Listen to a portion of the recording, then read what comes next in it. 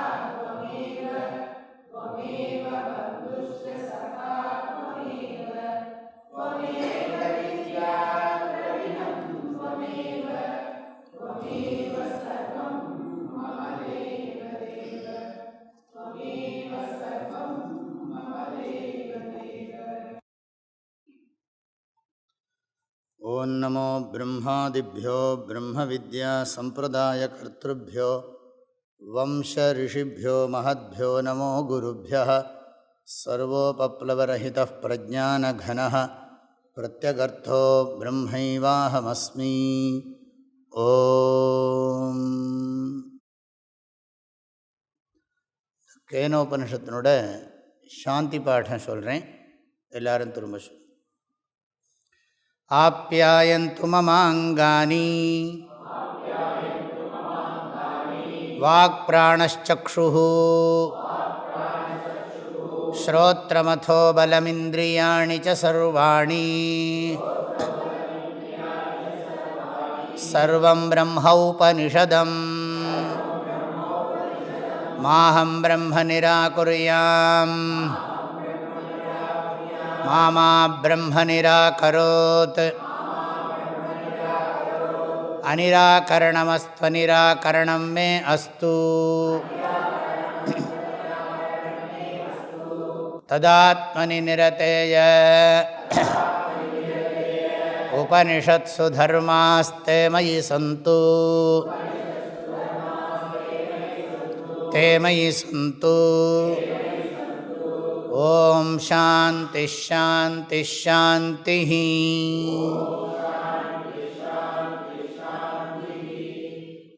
உங்கள் எல்லோருக்கும் மனமார்ந்த நல்வாழ்த்துக்கள்.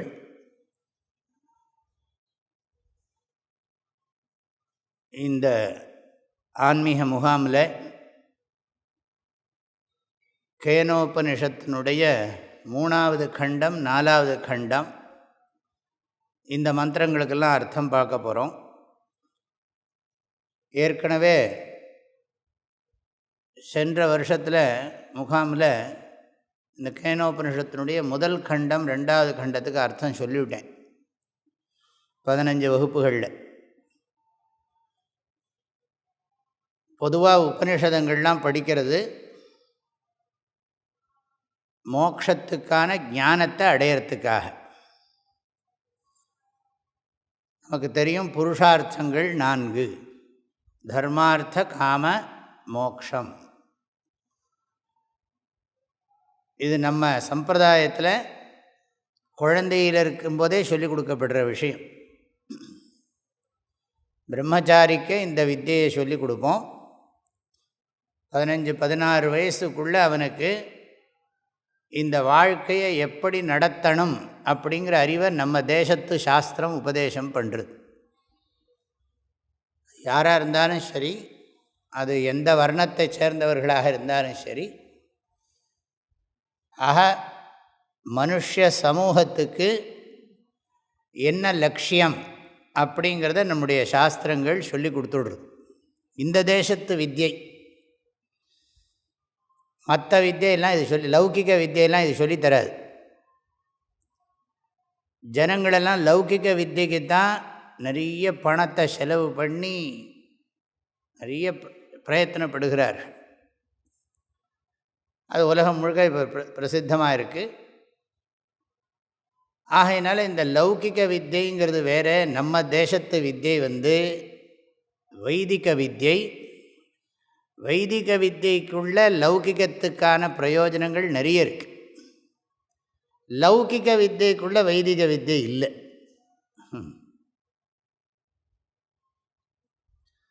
நான் லௌகிக வித்தியை அபராவித்யான்னும் வைதிக வித்தியை பராவித்யான்னு சொல்ல மாட்டேன், சொல்கிற பழக்கம் இல்லை. ஏன்னா வைதிக வித்தியைக்குள்ளே தான் அபராவித்யா பராவித்யா இருக்குது. லௌகிக வித்தியில் அபராவித்யான்னு சொல்கிறது ரொம்ப கீழே. வைதிக வித்தியைக்குள்ளே தான் அபராவித்யா பராவித்யான்னு இருக்கு.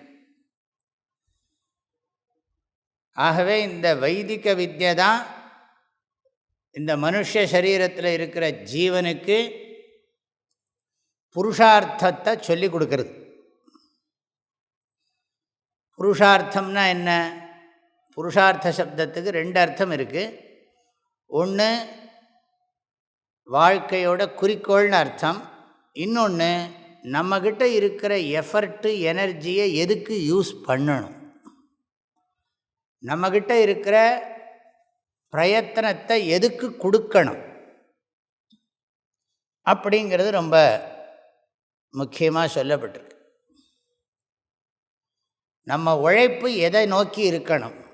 ஏன்னா நம்மக்கிட்ட உழைக்கிற சக்தி இருக்குது, முயற்சி பண்ணுற சக்தி இருக்குது. அந்த முயற்சி பண்ணுற சக்தி நமக்கு பலனை கொடுக்கணும். நம்ம முயற்சியெல்லாம் வீணாக போகக்கூடாது. அப்போ இந்த முயற்சியை எதுக்கு பயன்படுத்தணும் அப்படிங்கிறதுல சாஸ்திரம் தெளிவாக இருக்குது. பணம் சம்பாதிக்கிறதுக்கு முயற்சியை பயன்படுத்தலாம். இந்த உலக சுகத்தை அனுபவிக்கிறதுக்கு முயற்சியை பயன்படுத்தலாம். நிறைய புண்ணிய கர்மாக்களை செய்யறதுக்கு இந்த முயற்சியை பயன்படுத்தலாம்.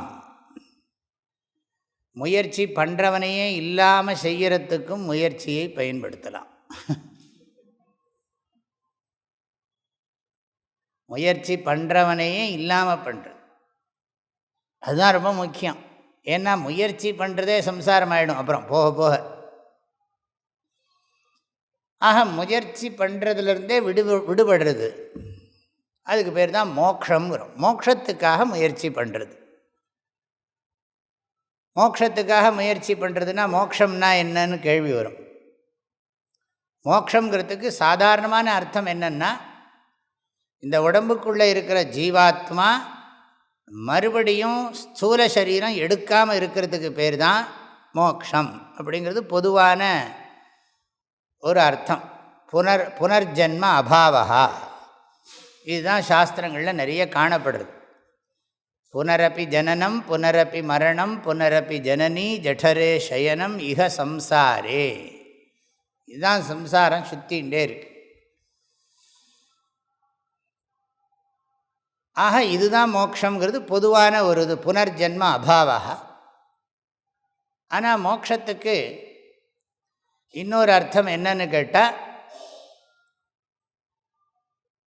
அஜ்ஞானத்தை விடுறது, அஜ்ஞானத்தினுடைய காரியமான அபிமானத்தை விடுறது அப்படின்னு சொல்லி இன்னொரு அர்த்தம் இருக்கு. ஆக பிறவி சுழலிலிருந்து விடுபடுவது என்பது ஒரு பொருள். பிறவிக்கு காரணமான அறியாமையிலிருந்து, பற்றிலிருந்து, அறியாமையிலிருந்து விடுபடுவது. பிறவிக்கு காரணமான பற்று, பற்றுக்கு காரணமான அறியாமை, இதிலிருந்து விடுபடுவது அப்படின்னு ஒரு அர்த்தம். சாதாரணமாக இன்னும் சொல்லலான்னா, துக்க பரிபூர்ண துக்க நிவர்த்தி. கீதையில் பகவான் சொல்கிறார், தம் வித்யா துக்க சம்யோக வியோகம். துக்கத்தோடு நம்மளை சேர்த்துக்கிறதுலேருந்து பிரிச்சுக்கிறது. ஆதிசங்கரர் மோட்சத்துக்கு சொல்கிற லட்சணம் என்னன்னு கேட்டால், தன்னில் தான் இருத்தல் மோக்ஷங்கிறார். ஸ்வாத்மனி அவஸ்தானம் மோக்ஷா, ஸ்வாத்மனி அவஸ்தானம் மோக்ஷா. தன்னில் தான் இருத்தல் தான் மோக்ஷம் அப்படி சொல்கிறார். இதுக்கு என்ன வேணும்னு கேட்டால், தன்னில் தான் இருத்தல், பிறவி சுழலிருந்து விடுபடுதல், அப்புறம் பிறவிக்கு காரணமான பற்று, பற்றுக்கு காரணமான அறியாமையிலிருந்து விடுபடுதல், பிறவிக்கு காரணமான பற்றிலிருந்து விடுபடுதல், பற்றுக்கு காரணமான அறியாமையிலிருந்து விடுபடுதல். தமிழில் வீடுன்னு பேர், அறம்பொருள் இன்பம் வீடுன்னு பேர். இந்த வீடுங்கிறது மோக்ஷம் அப்படின்னு சொல்லின்னு இருக்கும். சாதாரணமாக வீடுன்னு சொன்னால் நிம்மதியாக இருக்கிற இடம்னு அர்த்தம். ஆசிரமத்துலாம் நினச்சபடி இருக்க முடியாது. நம்ம வீடுன்னா நம்ம நினச்ச நேரத்துக்கு எந்திரிக்கலாம், சாப்பிட்லாம், தூங்கலாம். ஆசிரமம்னு சொன்னால் அப்படி இருக்க முடியாது. அந்தந்த நேரத்துக்கு ரொட்டீன் எல்லாம் ஃபாலோ பண்ணி ஆகணும். பண்ணலைன்னா ஆசிரமத்தில் மற்றவா பண்ணுற நம்ம பண்ணுற புண்ணியத்தைலாம் மற்றவா எடுத்துன்னு விடுவா, மற்றவா பண்ணுற பாவம்லாம் நமக்கு வந்துடும்.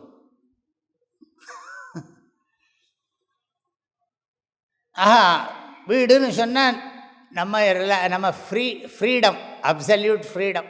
நம்மளை யாரும் கேட்குறதுக்கு இல்லை. வீட்லேயும் யாராக இருந்தால் கேட்டுருப்பா, யாரோட பாட்டி இருந்தால் போகிறோம், கேட்டுட்டே இருப்பேன். என்ன பண்ணேன், சாப்பிட்டியா, அதை பண்ணியா, அப்படி கேட்குறதுக்கு ஆள் இருக்கிறதே இப்போ ரொம்ப அபூர்வம்தான்.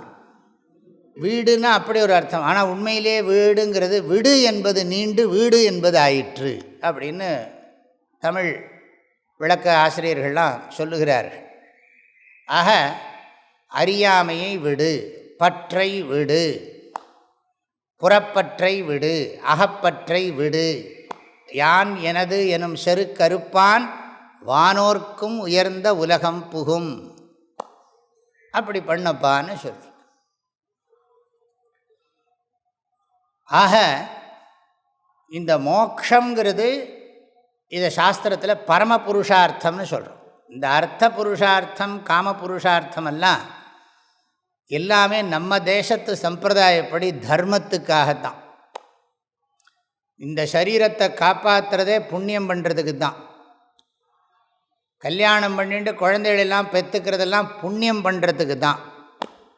புண்ணிய பரம்பரையை, ஞான பரம்பரையை காப்பாற்றுறதுக்கு தான் கிரகஸ்தாசிரமம். சொத்துக்களை காப்பாற்றுறதுக்காக கிடையாதுன்னு நம்ம தேசத்து சாஸ்திரங்கள்லாம் உபதேசம் பண்ணுகிறது. இந்த தேசத்து சாஸ்திரங்கள் எல்லா ராஜாக்களும் பார்க்குறோம், தசரதிலிருந்து எல்லாருமே தர்மத்துக்காகத்தான் குழந்தை வேணும்னு கேட்கிறார்கள்.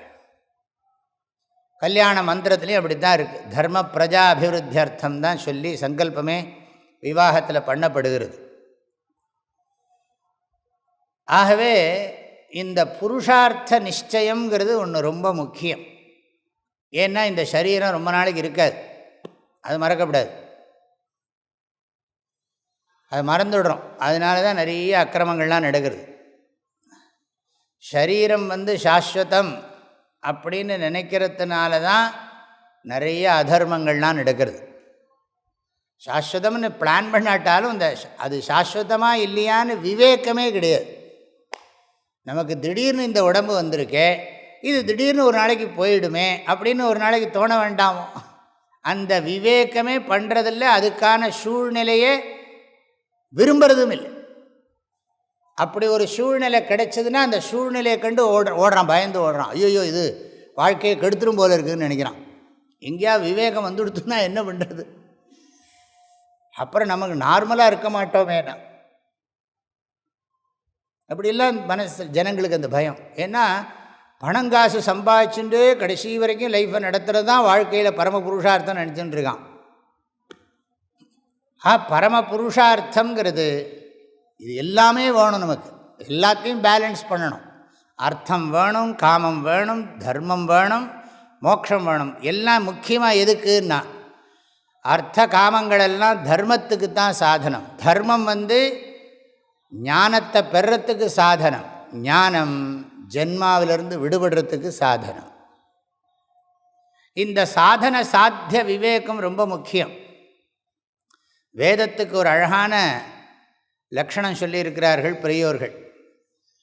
இஷ்ட பிராப்தி அனிஷ்ட பரிகார அலௌகிக உபாய போதகா வேதா.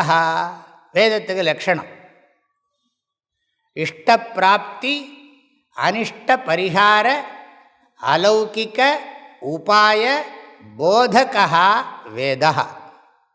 வேதத்துக்கு லக்ஷணம். நமக்கு வேணுங்கிறத கொடுக்கறதுக்கும் எது நல்லதோ அதை கொடுக்கணும். இஷ்ட பிராப்தி, எல்லாருக்கும் இஷ்டம் என்னதுன்னா ஆனந்தம், சுகந்தான்.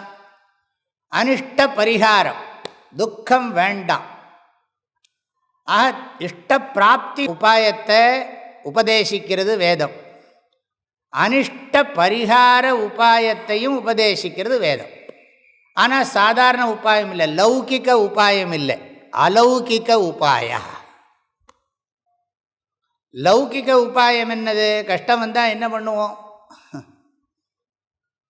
என்னத்தையாவது பண்ணுவான். சில பேர் குடிக்க கூட செய்வான், ஏதாவது புலம்பின்னு இருப்பான். என்ன பண்ண முடியும்? கஷ்டம் ரொம்ப பெருசாக வந்துடுத்துன்னா என்ன பண்ணுவான்? அந்த கஷ்டத்திலேருந்து விடுபடுறதுக்கு லௌகிகமான உபாயங்கள்லாம் ஒன்றும் இருக்கிற மாதிரி தெரியல. அப்படி இருந்தாலும் அது ஒன்றும் சரி வர்றதும் இல்லை.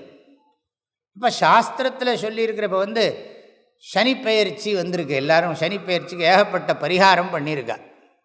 இந்த சனிப்பெயர்ச்சிக்கு பரிகாரம் பண்ணுறதுக்கு என்ன காரணம்? 7 சனி, அஷ்டமத்து சனி, அர்த்தாஷ்டம சனி, 8ஆம் இடத்துல இருக்கிற சனி, 8 இந்த இடத்துல இருக்கிற 4ஆம் இடத்துல இருக்கிற சனி, இதெல்லாம் சொல்லிட்டு இதெல்லாம் சொன்னால் துக்கம் வரும்னு வேறு சொல்கிறான். உனக்கு துக்கம் வரப்போகிறது, அப்போ அந்த துக்கத்துக்கு நீ பரிகாரம் பண்ணணும் அப்படின்னா. சனி யாரா கண்ணால் பார்த்துருக்கோமோ? சனி துக்கம் கொடுப்பார்னு எப்படி தெரியும்?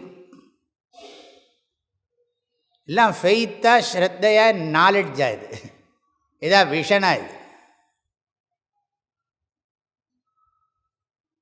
இதெல்லாம் அலௌகிக உபாயமா லௌகிக உபாயமா? அங்கே போய் அந்த ஸ்நானம் பண்ணுறதும், வஸ்திரங்களெல்லாம் கொடுக்கறதும், தானம் பண்ணுறதும், அப்புறம் விளக்கு போடுறதும், அர்ச்சனை பண்ணுறதும், நைவேத்தியம் பண்ணுறதும், இதெல்லாம் என்னதுன்னா லௌகிக உபாயமா அலௌகிக உபாயமா? லௌகிக. இன்னும் கண்ணுக்கு தெரியாத ஒரு சக்தியை நம்பி தானே பண்ணுறான். கண்ணுக்கு தெரியாத ஒரு சக்தி, அந்த சக்தி ஏதோ வேறொரு சக்தி கஷ்டம் கொடுக்க போகிறதாகவும், அது இன்னொரு சக்தியை உபயோகப்படுத்தினா அந்த சக்தி கஷ்டத்தை போக்குறதாகவும், எல்லாம் ஃபெய்த் பேஸ்டு, இல்லாட்டி ஸ்ரத்தேன்னு சொல்லிப்போம். தப்புன்னு நாங்கள் சொல்லலை. கிருஷ்ணர் கீதையில் சொல்கிறார், எந்தெந்த சரீரத்து மூலமாக, எந்தெந்த ரூபத்து மூலமாக நீ எந்தெந்த தேவத்தையை பூஜை பண்ணுறையோ அந்தந்த தேவத்தை மூலமாக நான் அந்தந்த பலனை கொடுக்குறேன் இப்படி சொல்லியிருக்கார். விஷயம் நமக்கு என்னன்னா, நான் அதை பற்றிலாம் சொல்லலை. மற்றபடி இந்த அலௌகிக உபாயம் இதுதான் அடிப்படை. மற்றதெல்லாம் இதில் களை சேர்ந்த மாதிரி இந்த இதெல்லாம் பரிகாரங்கள்லாம் சேர்ந்துருக்கு. ஏன்னா நல்ல பயிருக்கு இடையில் களை வர்ற மாதிரி தான் இதெல்லாம். இதுக்காக நான் தப்பாக சொல்லலை. எப்படி நல்ல பயிர்கள் இருக்கிற இடத்துல களைகள் வருகிறதோ அது மாதிரி தான் இந்த மூட நம்பிக்கைகள், குருட்டு நம்பிக்கைகள். உண்மையான அறிவுபூர்வமான நம்பிக்கைன்னு ஒன்று இருக்குது. அறிவுபூர்வமான நம்பிக்கை இருக்குது, குருட்டு நம்பிக்கை இருக்குது, மூட நம்பிக்கை இருக்குது. இதெல்லாம் மெயினாக இருக்கிறதெல்லாம் விட்டுடுவான். வாழ்க்கையில் இந்த ஜோதிஷ சாஸ்திரத்துக்கும் வாஸ்து சாஸ்திரத்துக்கும் மற்ற சாஸ்திரத்துக்கும் இம்பார்ட்டன்ஸ் கொடுப்பான். அது நான் வேண்டான்னு சொல்லலை. அது ரொம்ப சாதாரண சாஸ்திரம், அல்ப சாஸ்திரம். அதெல்லாம் தர்மசாஸ்திரம்தான் உயர்ந்தது. தர்மப்படி அர்த்தம் படி சம்பாதிக்கிறதோ, தர்மப்படி காமத்தை அனுபவிக்கிறதோ, தர்மத்துக்கு பிராதானியம் கொடுத்து தர்மத்தை விருத்தி பண்ணுறதோ அதெல்லவோ நம்முடைய முயற்சியாக இருக்கணும். ஆகவே பரம புருஷார்த்தம் நமக்கு மோக்ஷங்கிறது சொல்லியிருக்கிறதுனால, இப்போ நாம் படிக்க போகிறது உபனிஷத்து. உபனிஷத்துனால என்ன பிரயோஜனம்னா, உபனிஷத்தில் ஏதாவது கர்மா சொல்லியிருக்கான்னா, உபனிஷத்தில் ஏதாவது பூஜை சொல்லியிருக்கா, உபனிஷத்தில் ஏதாவது கர்மா சொல்லியிருக்கான்னா, அதெல்லாம் கிடையாது. உபனிஷத்தில் எந்த விதமான கர்மாவோ இதுவோ கிடையாது. ஒரு சில இடங்களில் மானசம் கர்ம உபாசனை சொல்லியிருக்கு. ஆனால் அது பிரதானம் கிடையாது. அது சித்த சுத்திக்காக மனசை அந்த ஞானம் விளங்கணுங்கிறதுக்காக சொல்லியிருக்கே தவிர அதுவே பரம புருஷார்த்தமாக சொல்லலை. ஆக அத்வைத பிரம்ம ஞானம் தான் மோட்சத்துக்கு சாதனம். அப்படிங்கிறதுக்காக வேண்டி அந்த ஞானத்தை தான் நம்ம பெறுகிறோம். இப்போ நம்ம என்ன படித்தோம்? மோட்சம்னு சொன்னோம். மோட்சம் பிறவி சுழலிருந்து விடுபடுறதுன்னு ஒரு அர்த்தம் இருக்குது. அப்புறம் பிறவிக்கு காரணமான பற்றுக்கு காரணமான அஜ்ஞானம், அஜ்ஞானத்தை விடுறது, நம்ம தப்பாக புரிஞ்சுன்னு இருக்கிறத விட்டுடுறது, அஜ்ஞானத்தை விடுறதுன்னு சொல்லியிருக்கேன். அப்போ மோக்ஷம் அது மாத்திரமில்லை, நம்மை பற்றி நாம் தப்பாக புரிஞ்சுன்னு இருக்கிறத விட்டுடணும். நம்ம பற்றியும் நம்ம தப்பாக புரிஞ்சுன்னு இருக்கோம், நம்முடைய யதார்த்த ஸ்வரூபம், அப்புறம் நம்மளை சுற்றி இருக்கிற சமூகம், இது எல்லாமே நமக்கு எல்லாம் ராங் கன்க்ளூஷன், நிறைய தப்பான அபிப்பிராயம். அந்த தப்பான அபிப்பிராயத்தினால நாமளும் துக்கப்படுறோம், நம்மளை சுற்றி இருக்கிறவர்களுக்கும் துக்கத்தை கொடுத்துடுறோம், தெரிஞ்சோ தெரியாமலோ. ஆக உபனிஷத்துனால என்ன கிடைக்கும்னு கேட்டால், இவனை அஜ்ஞானத்தை விடணும்னா ஞானம் வேணும். இந்த ஞானத்தை உபனிஷத் கொடுக்கறது. ஆக வேண்டி அதுக்காகத்தான் உபன்னு சொன்னாலே குருவுக்கு பக்கத்தில் போய் நீன்னு சொன்னால் அவர் உபதேசம் பண்ணுற விஷயத்தை எல்லாம் புரிஞ்சு நிச்சய ஞானத்தை அடைஞ்சு நம்முடைய தப்பான எண்ணங்களை அஜ்ஞானத்தை விடுறது, அஜ்ஞானத்துக்கு அஜ்ஞானத்தோட காரியமாக இருக்கிற அபிமானத்தை விடுறது, எல்லா விதமான பற்றுகளையும் விடுவது, யான் எனது எனும் செருக்கை அறுப்பது. ஆக பரமார்த்த தத்துவத்தை உணர்ந்து இந்த உலகத்தில் நாம் பண்ணுற தப்பாக புரிஞ்சுன்னு தப்பாக என்னத்தையோ பண்ணிட்டு இருக்கிறதுலேருந்து விடுபடுறது, அதுக்கு பேர் தான் மோக்ஷம்னு பேர். உபனிஷத் அதைத்தான் சொல்லி கொடுக்குறது. இதுக்கு முதல் பகுதி இந்த கேனோபனிஷத்தினுடைய முதல் கண்டம், ரெண்டாவது கண்டம். இதில் என்ன சொல்லியிருக்குன்னா சுருக்கமாக சொல்கிறேன் நான். கேனன்னு சொன்னாலே உபனிஷத்து ஆரம்பிக்கிற போது கேனன்னு ஆரம்பிக்கிறது. இது சாமவேதத்தில் இருக்கிற ஒரு உபனிஷத்து, தலவகார சாக்கான்னு பேர். தலவகார சாக்கையில் இருக்கக்கூடிய சாமவேதத்தில் இருக்கிற தலவகார சாக்கையினுடைய ஒரு போர்ஷன் இது உபனிஷத். இது ஆரம்பிக்கிற போது கேனன்னு ஆரம்பிக்கிறதுனால இதுக்கு கேனோபனிஷத்துன்னு பேர் வச்சாச்சு. கேனேஷிதம் பததி பிரேஷிதம் மனஹா, கேன பிராண பிரதம பிரீத்தி யுக்தா, கேனேஷிதாம் வாச்சமிமாம் வதந்தி, சக்ஷுஸ்ரோத்திரம் கவுதேவோ யுனக்தி. 3 தடவை வருது கேன சப்தமே. கேனன்னா எவனால், எவரால், எப்படி போட்டாலும் சரி, எதனால்.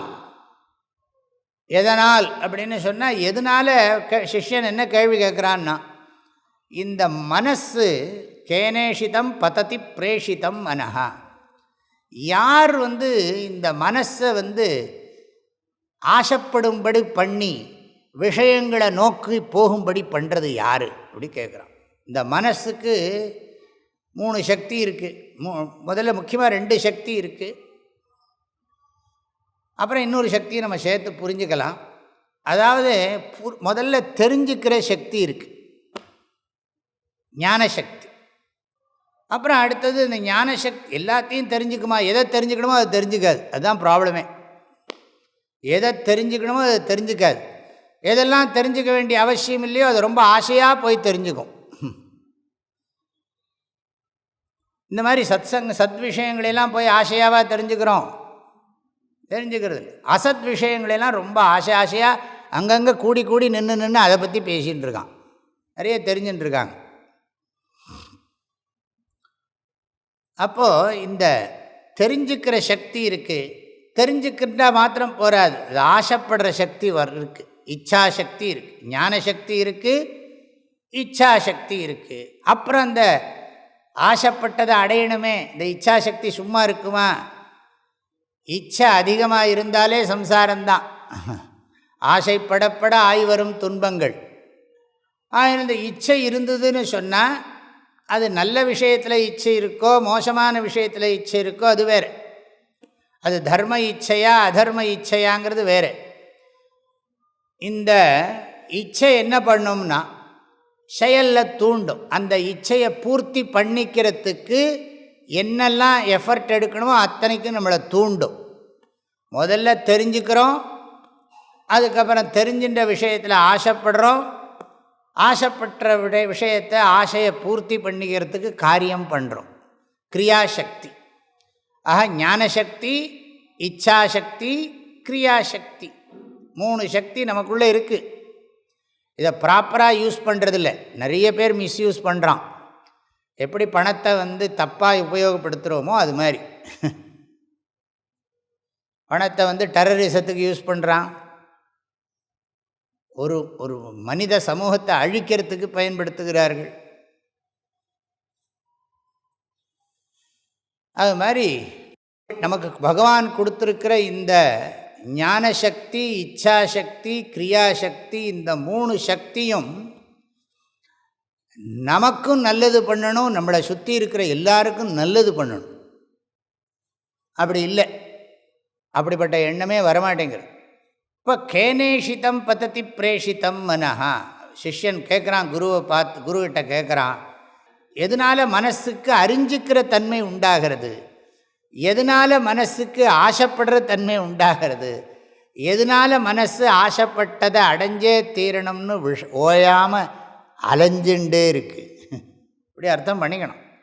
கேன இஷிதம் சத்து மனஹா பிரேஷிதம். விஷயங்களை நோக்கி போகிறது, அங்கேயும் இங்கேயும் போகிறது, சும்மா இருக்க மாட்டேங்கிறது. மனசு எதனால் செயல்படுகிறது? மனதிற்கு தலைவன் இருக்கிறானா இல்லையா?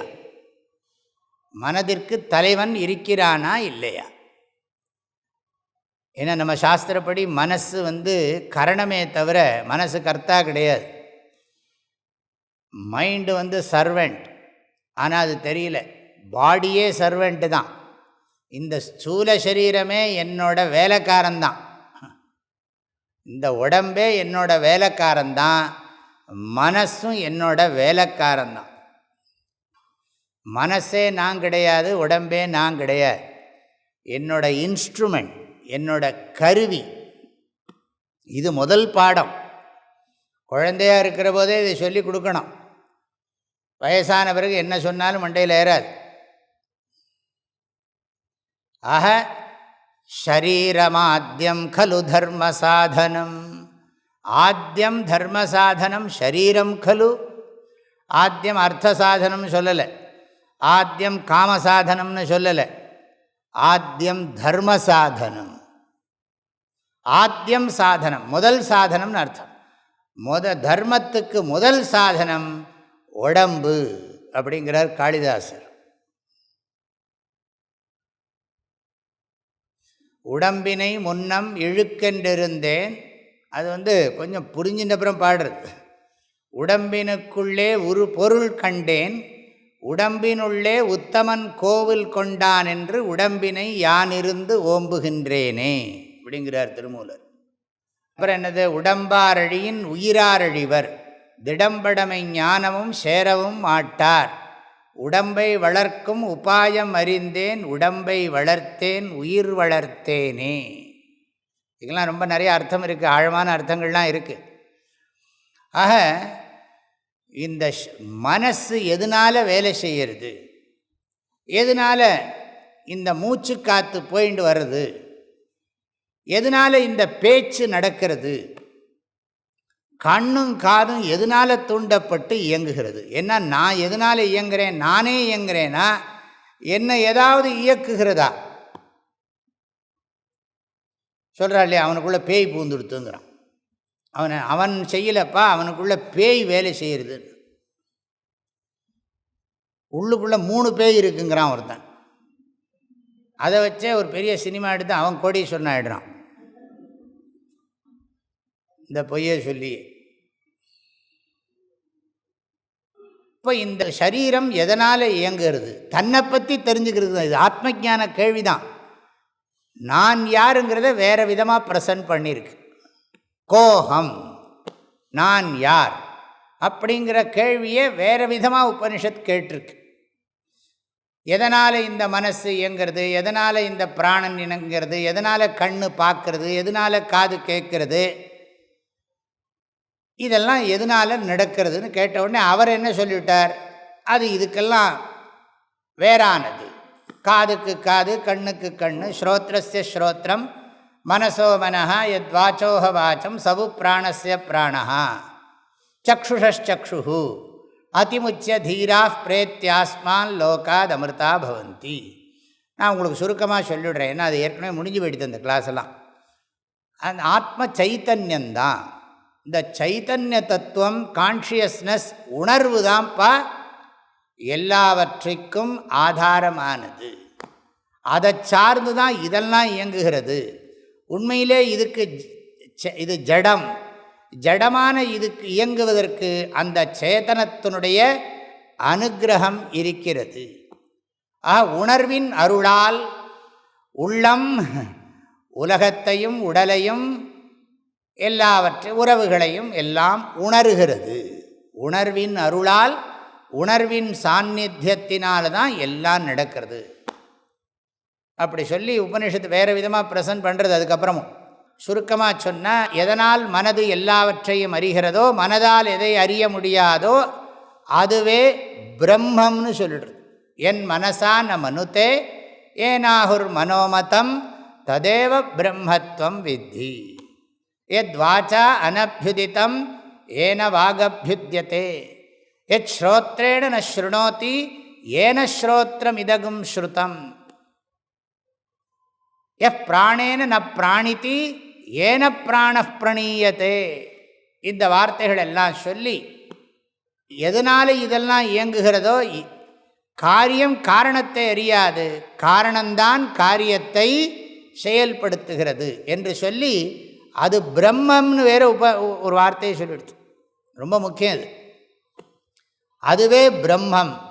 அது மாத்திரமில்லை, அது பிரம்மங்கிறது சொன்னது மாத்திரமில்லை, நீ ஆப்ஜெக்டிஃபை பண்ணி பூஜை பண்ணுற பிரம்மன் அல்ல அப்படின்னு வேறு சொல்லிடுது. மனதால் எதனை அறிய முடியாதோ, எதனால் மனது எல்லாவற்றையும் அறிகிறதோ அதுவே பிரம்மம். அந்த பிரம்மம் நீயே. நீ பூஜை பண்ணக்கூடிய, உபாசனை பண்ணக்கூடிய வஸ்துவாக அந்த பிரம்மம் இல்லை. பெரிய மகா வாக்கியம். நீ அந்த பிரம்மந்தான் அப்போ என்ன சொல்லிவிட்டார்னா, பிரம்மந்தான் சர்வ காரணம், சர்வ காரணம் அப்படிங்கிறது ப்ரெசன்டேஷன் இப்படி இருக்குது இந்த உபநிஷத்தில். ஜீவனை பார்த்து நேர சொல்கிறது, நீ ஜீவன் இல்லை, நீ பிரம்மன், இப்படி சொல்லியாச்சு. அதுக்கப்புறம் உபனிஷத் அதில் இதில் நிறைய விஷயங்கள்லாம் இருக்குது. குரு என்ன சொல்கிறாருன்னா, அது அறிந்ததை காட்டிலும் வேறானது, அறியாததை காட்டிலும் வேறானது என்று நாங்கள் கேள்விப்பட்டு அதன் வாயிலாக அப்படித்தான் நாங்கள் அறிஞ்சிருக்கோம். அதை ஒரு நாளும் ஆப்ஜெக்டிஃபை பண்ண முடியாதுன்னு தான் நாங்கள் புரிஞ்சுட்டுருக்கோம். அந்நதேவ தத் விதித்தாத் அதோ அவிதித்தா ததி இது சுஷ்ரும பூர்வேஷாம் ஏனஸ்தத்விசக்ஷிரே. அது அறிந்ததை காட்டிலும் வேறானது, அறியாததை காட்டிலும் வேறானது. விதித்த அவிதிதாபியாம் அந்யத் பிரம்ம, விதித்த அவிதிதாபியாம் அந்யத் பிரம்மைவ அகம்.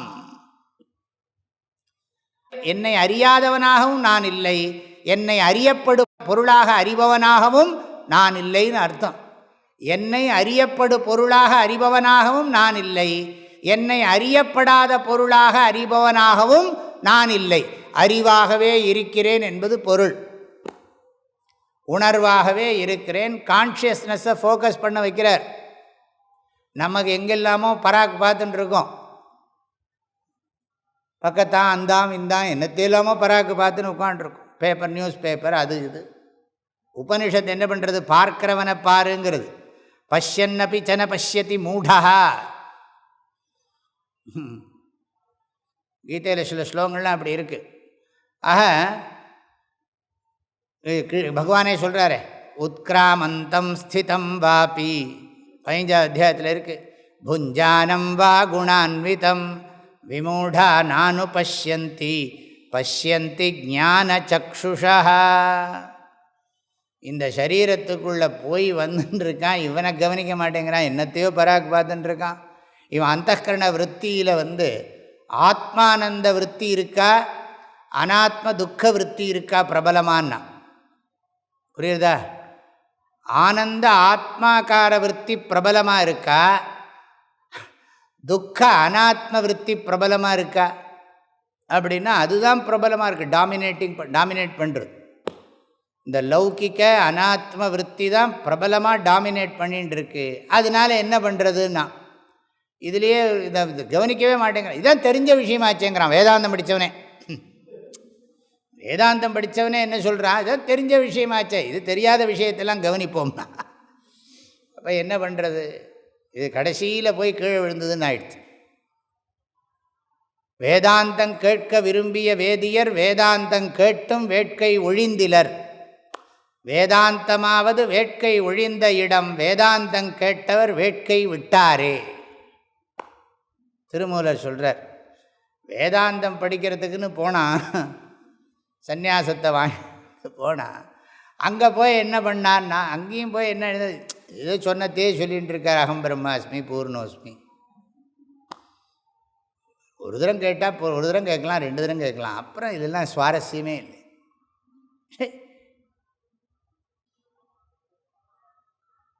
அதுதான் அங்கே தான் மாயையுடைய பிரபாவம்.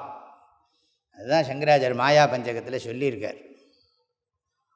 எப்போ இந்த அலர்ட்னஸ் ரொம்ப இருக்கணும்ப்பா, இதுதான் பிரபலமாக இருக்கணும், மற்றதெல்லாம் பிரபலமாக இருக்கக்கூடாது. பிரபலம்னா என்ன? வலிமை மிக்கது, ரொம்ப ஸ்ட்ராங்காக இருக்கக்கூடிய தாட். எந்த தாட் இருக்கணும்? வீக்காக இருக்க வேண்டிய தாட் எது? ஸ்ட்ராங்காக இருக்க வேண்டிய தாட் எது? வலிமை மிக்க எண்ணம் எந்த எண்ணம் இருக்க வேண்டும் நம் உள்ளத்திலே? வலிமை குறைந்த எண்ணம் எந்த எண்ணம் இருக்க வேண்டும்? இதெல்லவோ முக்கியம். ஞான சக்ஷுஷா பஷ்யந்தி. பார்த்து இந்த உடம்புக்குள்ளே இருந்துன்னு எல்லாத்தையும் பார்த்துன்னு இருக்கிறவனை பார்க்கத்தான் இவன் கேள்வி கேட்டான். அவர் அதை சொல்லி கொடுத்துட்டார். அதுதான் உணர்வு சொல்லி கொடுத்துட்டார். அப்புறம் குருவே அவனுடைய அறிவை பரீட்சை பண்ணுறார். 2வது கண்டத்தில், இந்த கேனோபனிஷத்து 2வது கண்டத்தில் குருவே அவனை பரீட்சை பண்ணுறார். நீ அதை அறிந்திருக்கிறேன் என்றால் உன்னுடைய அறிவு ஆராய்ச்சிக்குரியது. எதி மன்யசே சுவேதேதி தப்ரமேவாபி நூனந்தம் வேத்த பிரம்மணோ ரூபம் எதஸ்யத்வம் எதஸ்ய தேவேஸ்வதனு மீமாம்ஸ்யமேவத்தே மன்யே விதித்தம். அவன் உடனே அவர் சொல்கிறார், நான் இதுவரைக்கும் உனக்கு உபதேசம் பண்ணினேன், இந்த உபதேசத்தை வைத்துக்கொண்டு நான் பிரம்மத்தை தெரிஞ்சுனுட்டேன்னு நீ சொன்னியானா நீ பிரம்மத்தை தெரிஞ்சுக்கலேன்னு தான் நான் அர்த்தம் பண்ணிப்பேன்னார். எல்லாம் ரொம்ப வித்தியாசமாக இருக்குது. நான் இவ்வளோ நேரம் உனக்கு சொல்லி கொடுத்து நீ பிரம்மத்தை தெரிஞ்சுனுட்டேன்னு சொன்னியானா மறுபடியும் படிக்கணும் அப்படிங்கிறார். மறுபடியும் நம்ம படிக்கணும் அப்படிங்கிறார். அப்போ உடனே சொல்கிறான் தெரிஞ்சுனுட்டேங்கிறான். அப்போ படிக்கணுமா மறுபடியும்னா வேண்டாங்கிறான். அடுத்த மந்திரத்திலே சொல்கிறான், நாகம் மன்யே சுவேதேதி நோன வேதேதி வேதச்ச. போட்டு குருவே குழப்பறான். யோனஸ் தத்வேத தத்வேத நோன வேதேதி வேதச்ச. இதுதான் ரொம்ப முக்கியம். இது மாதிரி இந்த உபனிஷத் மாதிரி எங்கேயும் பார்க்க முடியாது. அதை நான் நன்றாக அறிந்தேன் என்று சொல்லவில்லை, இப்போ தான் அறிந்தேன்னா, அறிந்து விட்டேன்னு முதல்ல சொன்னான். அப்புறம் நோன வேதேத்தி வேதச்ச, அதாவது அறிந்திருக்கிறேன் அப்படின்னா. அடுத்த நிமிஷமே அறியவில்லை அப்படின்னா.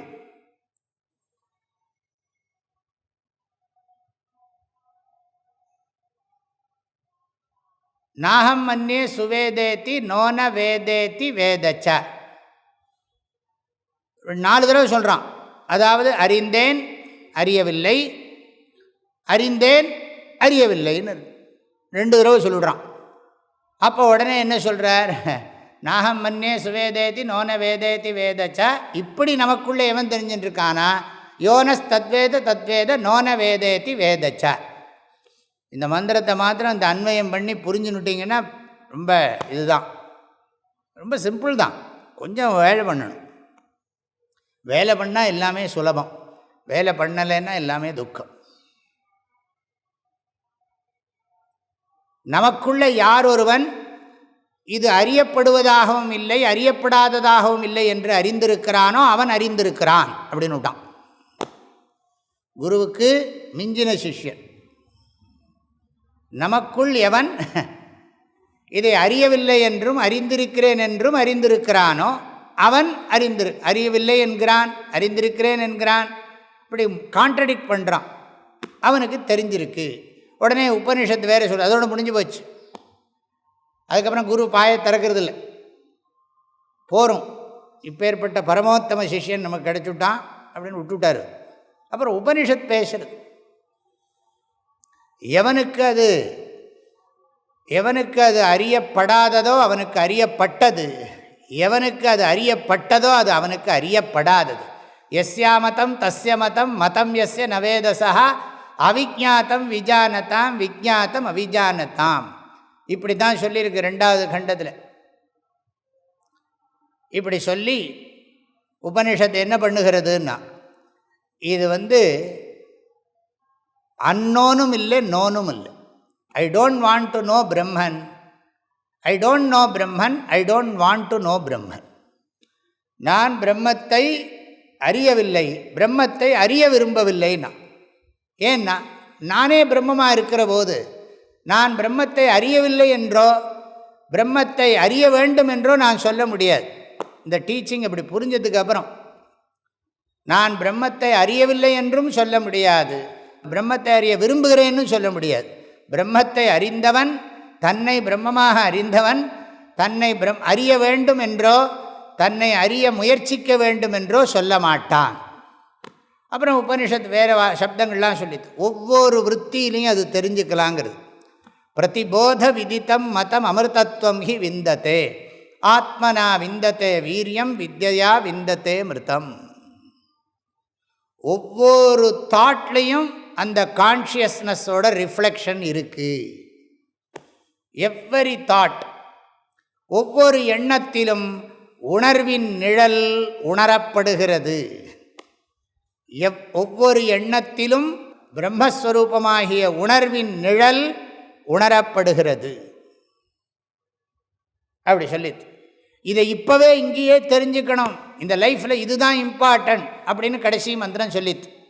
நான் முடிக்கிறேன், எல்லாத்தையும் சம்ம பண்ணின்னு இருக்கேன். ஒரு மந்திரம் சொல்லித்து, இந்த வாழ்க்கையில் இந்த உண்மையை தெரிஞ்சுக்கிறதுக்கு தான் இந்த ஜென்மா, இந்த உண்மையை தெரிஞ்சுக்கலன்னா இந்த ஜென்மா வேஸ்ட்.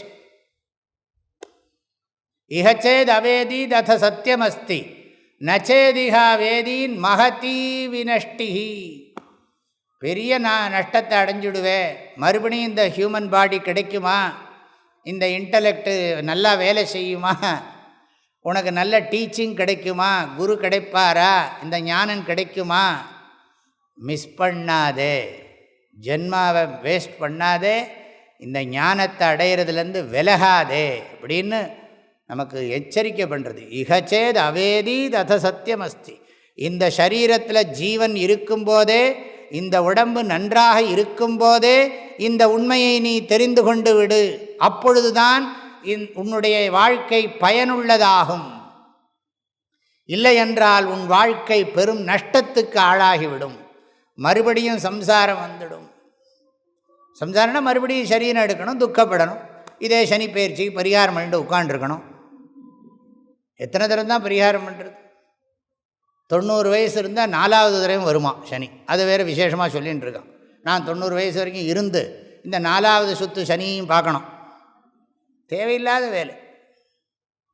ஆக பூதேஷு பூதேஷு விசித்திய தீரா பிரேத்தியாஸ்மால் லோகாத் அமிர்தா பவந்தி. ஒவ்வொரு சரீரத்துக்குள்ளும் இருக்கின்ற இந்த அத்வைத பிரம்ம தத்துவத்தை தெரிந்து கொண்டு இங்கேயே இப்பொழுதே மோட்சத்தை உணர்வாயாக. பூதேஷு பூதேஷு விசித்திய தீராக. ஒவ்வொரு சரீரத்திலும் இருக்கக்கூடிய இந்த ஞான உணர்வை உணர்ந்து அஸ்மால் லோகாத் பிரேத்திய இந்த துவைத பிரபஞ்ச மித்யாத்வ நிச்சயம் பண்ணி அத்வைத ஞானாமிருதத்தில் நிலைத்து நிற்பாயாக. அப்படி சொல்லி உபனிஷத் பூர்த்தி பண்ணிடுச்சு. இதுக்கப்புறம் நம்ம படிக்க வேண்டிய பகுதி இப்போ வருது. இப்போ நாம் இதை புரிஞ்சிக்க முடியல, சுவாமி ரொம்ப ரொம்ப அப்ட்ராக்டாக இருக்குன்னா. நீ ரொம்ப கிராஸ் லெவலில் போயிட்ட, ரொம்ப ஸ்தூலமான விஷயங்களே நினச்சி உன் மைண்டு இப்படி பொல்யூட் ஆகிடுது. அப்புறம் எப்படி இது புரியும்? மனசை கெடுத்து வச்சாச்சு நன்னா, அப்புறம் திடீர்னு அதை சரி பண்ண முடியுமா? மற்றது எதாவது சரி பண்ணலாம், ஸ்தூலமாக இருந்தால் சரி பண்ணலாம். ரொம்ப சட்டிலாக இருக்கிற மைண்டை பொல்யூட் பண்ணதுக்கு பிறகு அந்த மைண்டில் இருக்கக்கூடியதெல்லாம் அது என்ன சொல்கிறது, ரிமூவ் பண்ணுறதுன்னு அவ்வளோ சுலபமாக என்ன?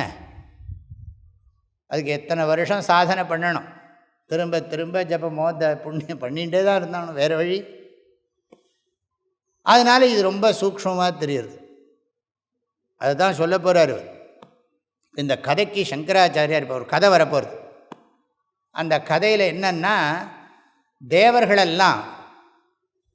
தேவர்களெல்லாம் ஒரு சமயம் அசுரர்களை ஜெயித்து விட்டார்கள். அடிக்கடி வரும் வேதங்கள், அடிக்கடி தேவர்களுக்கும் அசுரர்களுக்கும் சண்டை வரும். எப்போவுமே நல்லதுக்கும் கெட்டதுக்கும் ஒரு மாதிரி. சில சமயம் அசுரன் ஜெயிச்சுருவான், சில சமயம் தேவாள்லாம் ஜெயிச்சுருவான், சில சமயம் தேவாள்லாம் ஜெயிச்சுருவா, சில சமயம் அசுராள்லாம் ஜெயிச்சுருவா.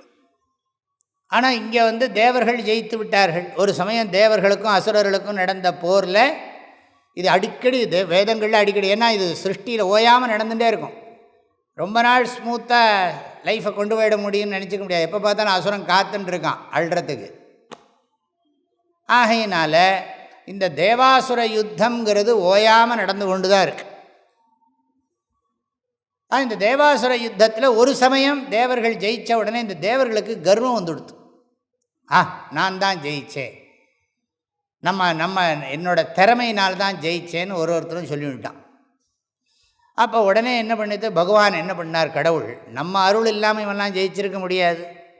இங்கே நீங்கள் ஞாபகம் வச்சுக்கணும், இது புராணம் மாதிரி தான் சொல்லுவேன். நம்முடைய அருள் இல்லைன்னா இவெல்லாம் ஜெயிச்சிருக்க முடியுமா?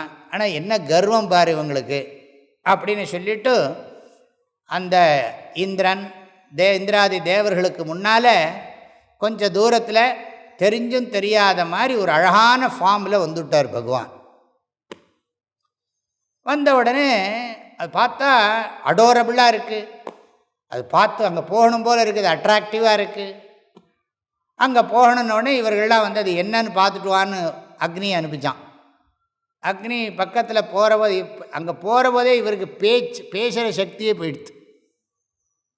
முதல்ல பேசுகிற சக்தின்னா என்ன, அதுக்கப்புறம் பேசுகிறார். அவனை போய் கேள்வி கேட்கலான்னா அது இவனை கேள்வி கேட்குறது, யார் நீ அப்படிங்கிறது. அப்போ இவர் உடனே அவர் அந்த இன்னும் போக மாட்டேங்கிறது அந்த கர்வம்.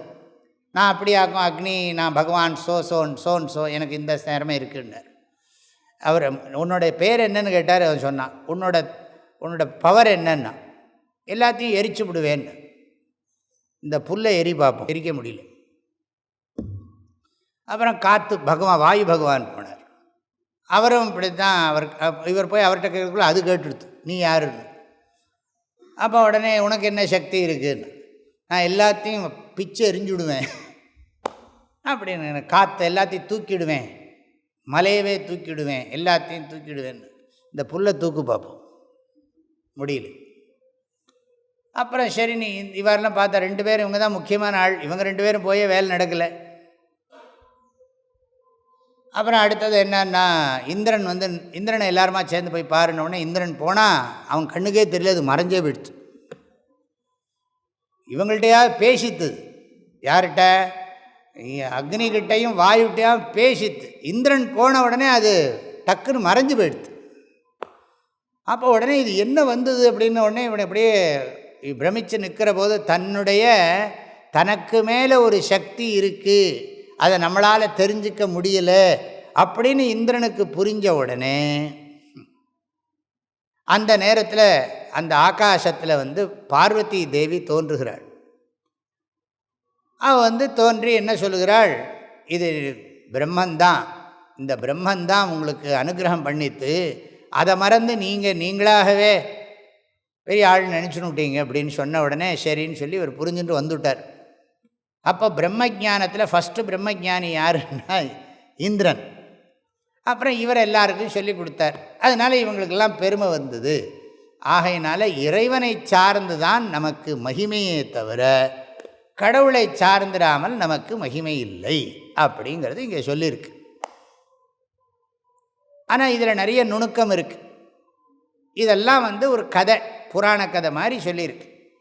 ஆனால் இதன் மூலம் தத்துவார்த்தங்கள் இருக்குது. அது சங்கராச்சாரியர் என்ன சொல்கிறாங்க அது பார்ப்போம். அதுக்கு முன்னால் நான் என்ன சொல்கிறேன்னா, இந்த நம்ம உடம்புக்குள்ளே இருக்கிற கான்ஷியஸ்னஸ் இல்லைன்னா, உணர்வு தத்துவம் இல்லாமல் இதெல்லாம் ஒன்றும் வேலை செய்யாது. எல்லாத்துலேயும் சைத்தன்ய வியாபகம் இருக்கணும். சைத்தன்ய வியாபகம் இல்லைன்னா அது அவ்வளோதானே சொல்கிறாங்க இல்லையா. பல்லில் என்ன சொல்கிறான்னா, இந்த பல்லு செத்து போயிடுதுங்க, இந்த டூத் டெட்டு அப்படிங்கிற. இப்போ நமக்குள்ளே எவ்வளோ டெட்டு நடக்கிறது பாருங்கள், எவ்வளோ செல்லெல்லாம் செத்து போய் மறுபடியும் வருது. இப்போ இது புரியறதுக்காக சொன்னேன். அது மாதிரி இந்த சைத்தன்யம் இல்லைன்னு சொன்னால், அது டெட் பாடியிலையும் சைத்தன்யம் இருக்குங்கிறது வேறு விஷயம், அதெல்லாம் அப்புறம் டீப்பாக பார்க்கலாம். சைத்தன்யம் இல்லாமல் எந்த அந்தःகரணம் வேலை செய்யாது, கண்ணு காது மூக்கு நாக்கு எல்லாம் வேலை செய்யாது. மற்ற உபனிஷத்துக்கள்லாம் இது இருக்குது. ஒரு இந்திரியமும் போயிட்ட பிறகும் லைஃப் இருக்கும். பிராணன் கிளம்புறேன்னா தான் தோணும். அதெல்லாம் பிருகதாரண்யக உபனிஷத்துலாம் படிக்கிறோம். சாந்தோக்கிய உபனிஷத், பிருகதாரண்யக உபனிஷத், அதிலெல்லாம் பிராண பிரம்மோபாசனைன்னெல்லாம் இருக்குது. ஆனால் இங்கே அதுக்கும் மேலே இது இருந்தால் தான் வேலை செய்யும். அப்போ இந்த கதையை சொல்கிற போது நான் உங்களுக்கு தத்துவங்களை எல்லாம் சொல்லிட்டு வரேன். இந்த அளவில் உணர்வு இல்லாமல் இந்த உறுப்புகளெல்லாம் வேலை செய்யாது. இந்த உடம்புக்குன்னு தனியாக மகிமை இல்லை. இந்த உடம்பில் இருக்கிற உணர்வுங்கிற ஒரு தத்துவம் இல்லாமல் இந்த உடம்புக்கு மதிப்பு இல்லை. இந்த உணர்வை வச்சுத்தான் பிராணனோ மனசோ சென்ஸ் ஆர்கன்ஸோ எல்லாம் வேலை செய்கிறது. எப்போவுமே அந்த ஞானம் நமக்கு இருக்கணும். விவகார திருஷ்டியில் ஈஸ்வரனுடைய அனுகிரகத்தினால்தான் நடக்கிறது. கிருஷ்ணர் கீதையில் சொல்கிறார் இல்லையா, ஈஸ்வர சர்வபூதானாம் ஹிருத்தேஷேர்ஜுன திஷ்டதி பிராமயன் சர்வபூதானி யந்திராரூடானி மாயையா. எப்படி ஒரு யந்திரத்துக்குள்ளே உள்ள ஒருத்தன் இருந்து கொண்டு அதை இயக்கிறானோ, அது மாதிரி இந்த உடம்புக்குள்ளே இருந்துட்டு நான் இயக்குகிறேங்கிறார். ஆனால் இதெல்லாம் ஜாக்கிரதையாக புரிஞ்சுக்கணும். இதில் நிறைய தப்பெல்லாம் வரும். நம்ம தப்பாக புரிஞ்சுக்கிறதுக்கு நிறைய இடம் இருக்குதுல்ல. இது எப்படி இன்டர்பிரேட் பண்ணணும், எப்படி படிக்கணுங்கிறத நான் போக போக உங்களுக்கு சொல்கிறேன். ஆதிசங்கரர் இந்த கதைக்கு நிறைய காரணங்கள்லாம் சொல்கிறார். இந்த கதை பகுதி மாத்திரமில்லை, இப்போ வரப்போகிற 2 கண்டத்துக்கு சில காரணங்கள்லாம், கதை மாத்திரம் இல்லை, அதுக்கப்புறம் தியானத்துக்கு முறைகள்லாம் சொல்லுகிறது. இந்த தத்துவம் புரியறதுக்கு நமக்கு வேண்டிய குணங்கள், வேல்யூஸ் எல்லாம் சொல்கிறது. எந்த மாதிரி வேல்யூஸ் எல்லாம் குணங்கள்லாம் இருந்தால் தான் இந்த அப்ஸ்ட்ராக்ட், இந்த சூக்ஷ்மமான தத்துவம் நமக்கு புரியுமோ, அதுக்காக வேண்டி சாஸ்திரம் என்ன பண்ணுகிறது, அதையும் சொல்லுகிறது நமக்கு. இத்தனை விஷயங்கள் இதில் இருக்குது. மந்திரங்களை படிக்கிற போது தான் இது புரியும். ஆதிசங்கரர் என்னெல்லாம் சொல்கிறார்னா, முதல்ல இறைவன் இருக்கிறார் என்பதில் சந்தேகமில்லை என்பதை நிரூபிப்பதற்காக இந்த கதை சொல்லப்படுகிறது.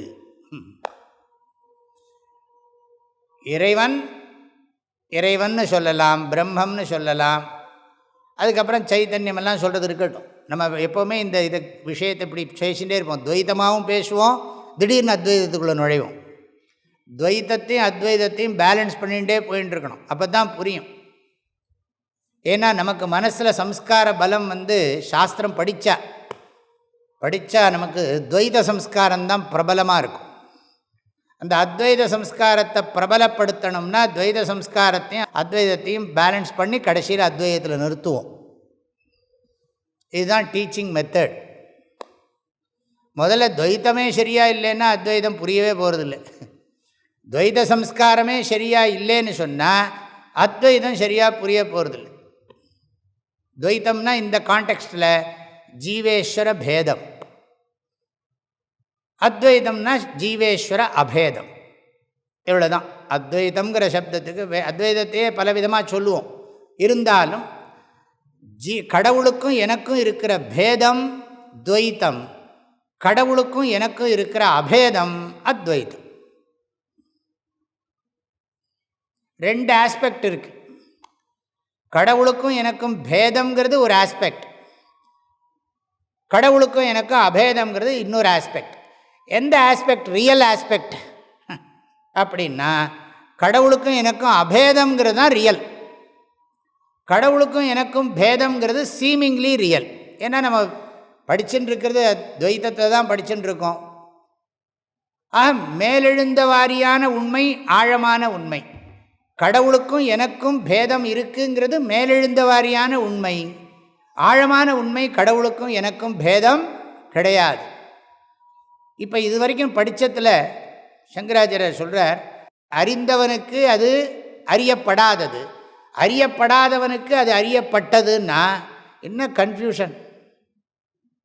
சங்கராச்சாரியர் சொல்கிறார், அவிஜாத்தம் விஜானதாம் விஜாத்தம் அவிஜானதாம் இத்தியாதி ஸ்ரவணாத் எத் அஸ்தி தத் விஜாத்தம் பிரமாணைஹி என் நாஸ்தி தத் அவிஜாத்தம் சசவிஷாண கல்பம் அத்தியந்தமேவ அசத்ருஷ்டம்.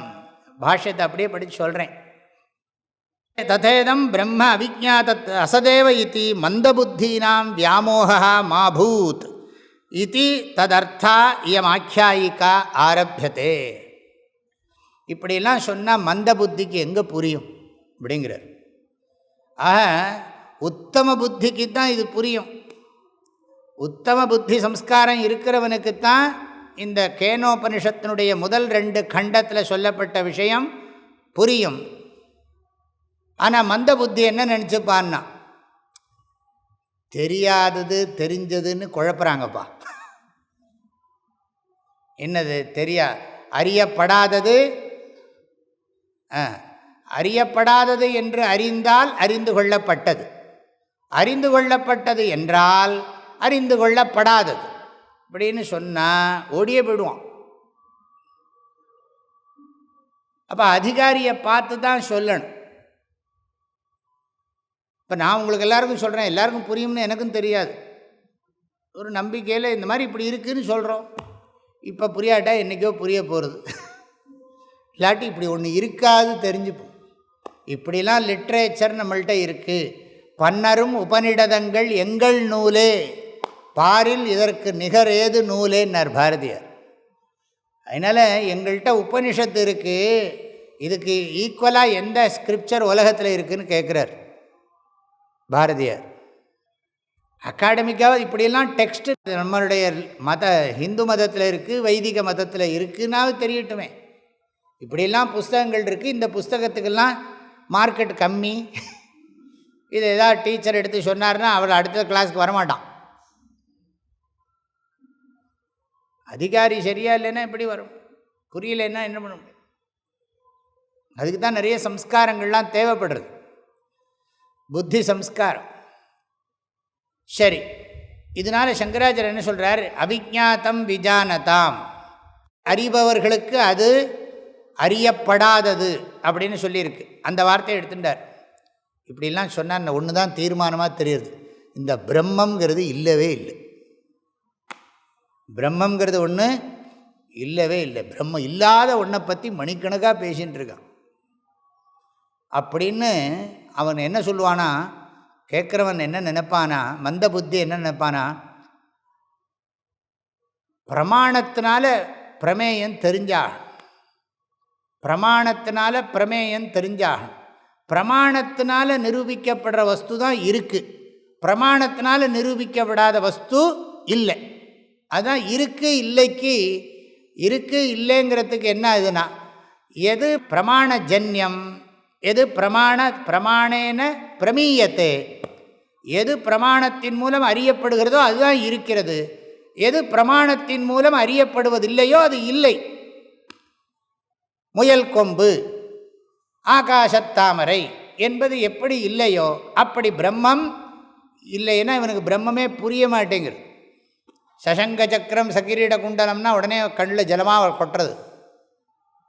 மேகசியாமம் பீத கௌஷே வாசம் ஸ்ரீவத்சாங்கம் கௌஸ்துபோத்பாசிதாங்கம் அப்படி சொன்ன உடனே கஸ்தூரி திலகம் லலாட்ட பலகே வக்ஷஸ்தலே கௌஸ்துபம்னு உடனே பெருமாளை நினச்சி அப்படியே உருகி தவிக்கிற அழுகையாக வருது.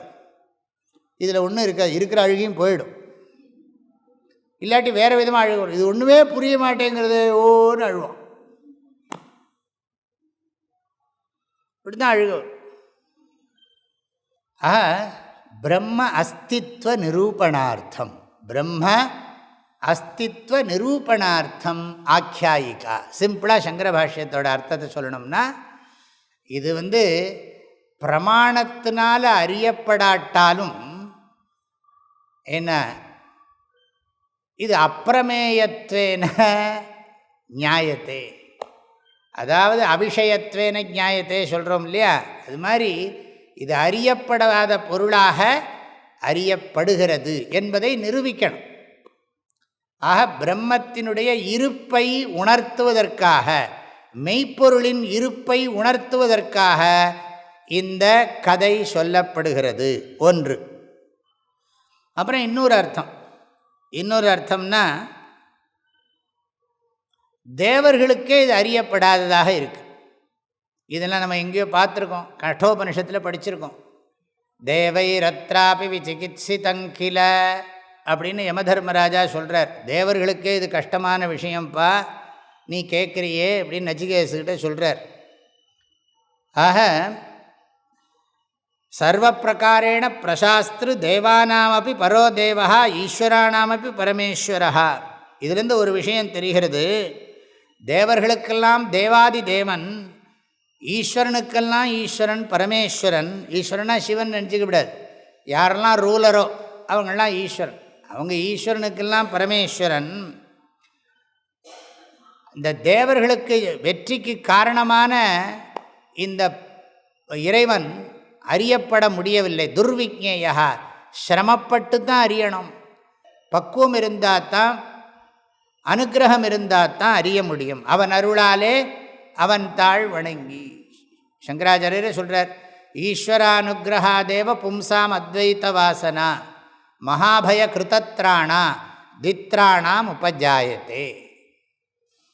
ஆக இந்த அத்வைத ஞானம் இருக்கே, எல்லா ப்ராப்ளத்திலேருந்து நம்மளை விடுவிச்சுடும். மகாபய கிருதத்ராணா அத்வைத வாசனா, வாசனானா ஞானம். அத்வைத ஞானம் இந்த மகாபய கிருதத்ராணான்னா சம்சாரத்திலேருந்து அடியோடு நம்மை விடுவித்து பாதுகாப்பது. தித்ராணாம் உபஜாயத்தை, ஒரு சில பேருக்கு தான் இந்த ஞானம் புலப்படுகிறது. அதுக்கு ஈஸ்வரனுடைய அனுகிரகம் நிறைய தேவைப்படுகிறதுன்னு. ஈஸ்வரானுகிரகாதேவ பும்சாம் அத்வைத வாசனா மகாபய கிருதத்ராணா த்வித்ராணாம் உபஜாய. த்வித்ராணாம்னா 2 or 3 பீப்புளுக்கு தான் புரியும், 3% தான் புரியும். 100 பீப்புள் இருந்தால் 3 பேருக்கு அது புரிஞ்சால் பெரிய விஷயம். ஏன்னா அவ்வளவு சட்டிலாக இருக்குது, சட்லஸ்டாக இருக்குது, அதி சூக்ஷ்மமாக இருக்குது. நோக்கரிய நோக்கு, நுணுக்கரிய நுண்ணுணர்வு, கூர்த்த மெஞ்ஞானத்தால் கொண்டுணர வேண்டியதாக இருக்கிறது. ஆக துர்விக்ஞேயா, அதாவது தேவர்களின் வெற்றிக்கு காரணமாக இருந்தது, ஆனால் தேவர்களால் அறியப்படாததாகவும் தேவர்களுடைய வெற்றிக்கு காரணமாகவும் அது இருந்தது. அசுரர்களுடைய தோல்விக்கும் அது காரணமாக இருந்தது. அசுராணாம் பராஜய ஹேதுஹு, அது எப்படி இல்லாமல் இருக்க முடியும்? அதுக்காக வேண்டி பின்னால் அதுக்கு பதிலெல்லாம் வரப்போகிறது. ஆகவே நம்முடைய வாழ்க்கையில் நம்முடைய செயல்களுக்கெல்லாம் ஆதாரமாக இருக்கின்ற மெய்ப்பொருள் நம்மால் அறியப்படாதது போன்று இருந்தாலும் நிச்சயம் அது இருக்கிறது என்பதை நிரூபிப்பதற்காக இந்த கதை சொல்லப்படுகிறது. அப்புறம் அடுத்தது நிறைய சொல்கிறார் அவர். இப்போ முதல்ல சொன்னதுக்கு என்னென்னா, பிரமாணத்தினால அறிய முடியாதுங்கிறதுனால ஒரு விஷயம் இல்லைன்னு சொல்ல முடியாதுங்கிறதுக்காக இந்த கதை. ஏன்னா வாழ்க்கையில் நம்ம தெரிஞ்சுக்கிறதெல்லாம் பிரமாணத்து மூலம் தான் நிரூபணம் பண்ணுறோம். அதுக்கு ஒரு லக்ஷணம் சொல்கிறோம் இல்லையா, லக்ஷண பிரமாணாபியாம் வஸ்து சித்திஹி. ஒரு பொருள் இருக்குதுன்னு தெரிஞ்சுக்கிறதுக்கு அதோட லக்ஷணத்தை சொல்லணும், அதோட பிரமாணத்தை சொல்லணும். ஒரு லக்ஷணம் பிரமாணம் சொல்லாமல் ஒரு வஸ்துவை இருக்குதுன்னு ப்ரூவ் பண்ண முடியாது. லக்ஷண பிரமாணாபியாம் வஸ்து சித்திஹி. இப்போ ஆத்மாவோட லக்ஷணங்களெல்லாம் கீதை சொல்கிறது, உபனிஷத்துக்கள் சொல்கிறது. லக்ஷணங்களை சொல்கிறதன் மூலம் அந்த சப்த பிரமாணமானது லக்ஷணங்களை சொல்லி ஆத்மாவினுடைய இருப்பை நமக்கு உணர்த்துகிறது.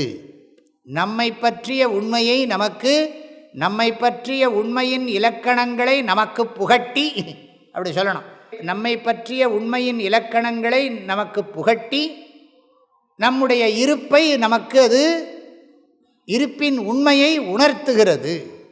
இருப்பின் உண்மையை உணர்த்துகிறது சப்த பிரமாணம். அதில் பிரமாணத்தினால நிரூபிக்கப்படுற வஸ்து தான் இருக்குன்னு சொல்ல முடியாது. பிரமாணத்தினால நிரூபிக்கப்படாட்டாலும் பிரமாணத்தை யூஸ் பண்ணுறதுக்கு ஒரு வஸ்து இருக்குது. பிரமாணத்தை எது யூஸ் பண்ணுறதோ அதுக்கு பிரமாணம் தேவையில்லை. புரியுறதா? நான் பிரமாணத்தை யூஸ் பண்ணுறேன். பிரமாணம்னு சொன்னால் என்ன சொல்கிறது, அறிவதற்கு பயன்படும் கருவி. கண்ணை பயன்படுத்தி நிறத்தை அறிகிறேன், காதை பயன்படுத்தி ஒலியை அறிகிறேன், மூக்கை பயன்படுத்தி மணத்தை அறிகிறேன், நாக்கை பயன்படுத்தி சுவையை அறிகிறேன், தோலை பயன்படுத்தி ஊறு ஸ்பர்ஷம் டச் அறிகிறேன். அப்போ டச், அதாவது ஸ்பர்ஷம் இருக்குது, மணம் இருக்குது, சுவை இருக்குது. அது மாதிரி கடவுள் இருக்கிறார் எப்படி சொல்லுவேன் அப்படின்னா, நான் இருக்கிறேங்கிறத எதை வச்சுட்டு அறிகிறோம்? நான் இருக்கிறேன் என்பதற்கு ஆதாரம் என்ன? நான் இருக்கிறேங்கிறதுக்கு ஒரு ஆதாரம் வேண்டாம். நான் இருக்கிறேங்கிறதுக்கு எந்த ப்ரூஃபும் வேண்டாம். நான் எதையாவது தெரிஞ்சுக்கிறதுக்கு தான் ப்ரூஃப் வேணும். என்ன தெரிஞ்சுக்கிறதுக்கு எந்த ப்ரூஃபும் வேண்டியதில்லை. நான் இருக்கேங்கிறதுக்கு ப்ரூஃப் நான் தான். ஆகையினால அப்பிரமேயா பிரமாண பிரமாத்திரு பிரமேயமெல்லாம் எங்கிட்ட செல்லுபடியாகாது. ஏன்னா பிரமாத்திருத்தம் பிரமாணம் யூஸ் பண்ணுறது எல்லாம் நான் தான். ஆக நான் தான் பிரம்மம்னு சாஸ்திரம் வேறு ஆழமாக சொல்கிறது. ஆகையினால பிரம்ம அஸ்தின்னு நிரூபிக்கிறதுக்காக இந்த கதை. அது மாத்திரமில்லை, தேவர்களுடைய வெற்றிக்கு காரணமாகவும் அசுரர்களுடைய தோல்விக்கு காரணமாகவும் ஒரு பொருள் இருந்தது என்று இங்கே சொல்லப்பட போகிறது. எனவே இந்த பகுதி தொடங்கப்படுகிறது. மூன்றாவது, அக்னியும் வாயுவும் இந்திரனும் இந்த பிரம்ம ஞானத்தினால் புகழப்படுகிறார்கள். எனவே பிரம்மஞானம் உயர்ந்தது என்பதை காட்டுவதற்காக இந்த கதை பகுதி. பிரம்ம வித்யா ஸ்துதையேங்கிறார் ஆதிசங்கரர். பிரம்ம வித்யா ஸ்துதையே, இந்த பிரம்ம வித்யினுடைய மகிமை. மற்ற வித்தைக்கெல்லாம் மகிமை கிடையாது. மற்ற வித்தையெல்லாம் பந்தஹேத்து, இந்த வித்யை ஒன்று தான் மோக்ஷஹேத்து. ஆகையினால இந்த வித்தையினுடைய சிறப்பை காட்டுறதுக்காக இந்திரனுக்கு பெருமையே இந்த பிரம்ம வித்தையை அடைஞ்சதுக்கு அப்புறம்தான். இந்திரன் வாயுவுக்கும் அக்னிக்கும் சொல்லி கொடுத்தான். அதன் மூலம் மற்ற தேவர்கள் தெரிந்து கொண்டார்கள். ஆகவே இந்திரன் முதலில் பிரம்ம வித்தையை அபியாசம் பண்ணவன்கிற பேர் அவனுக்கு கிடைச்சுதான். ஆக பிரம்ம வித்தியினுடைய பெருமையை சொல்லுவதற்காக இந்த கதை உபதேசிக்கப்படுகிறது. இன்னொரு கோணத்திலையும் சொல்கிறார். எதுக்காக இந்த கதை சொல்கிறதுன்னா, இப்படி நாம் இதுவரைக்கும் படித்தோமே அந்த ஆங்கிளில் பார்த்தா நிறைய பேருக்கு புரியாது. அதுக்காக வேண்டி கதை. அதவா துர்விஜ்ஞேயம் பிரம்ம இத்யேதத் பிரதர்ஷ்யதே.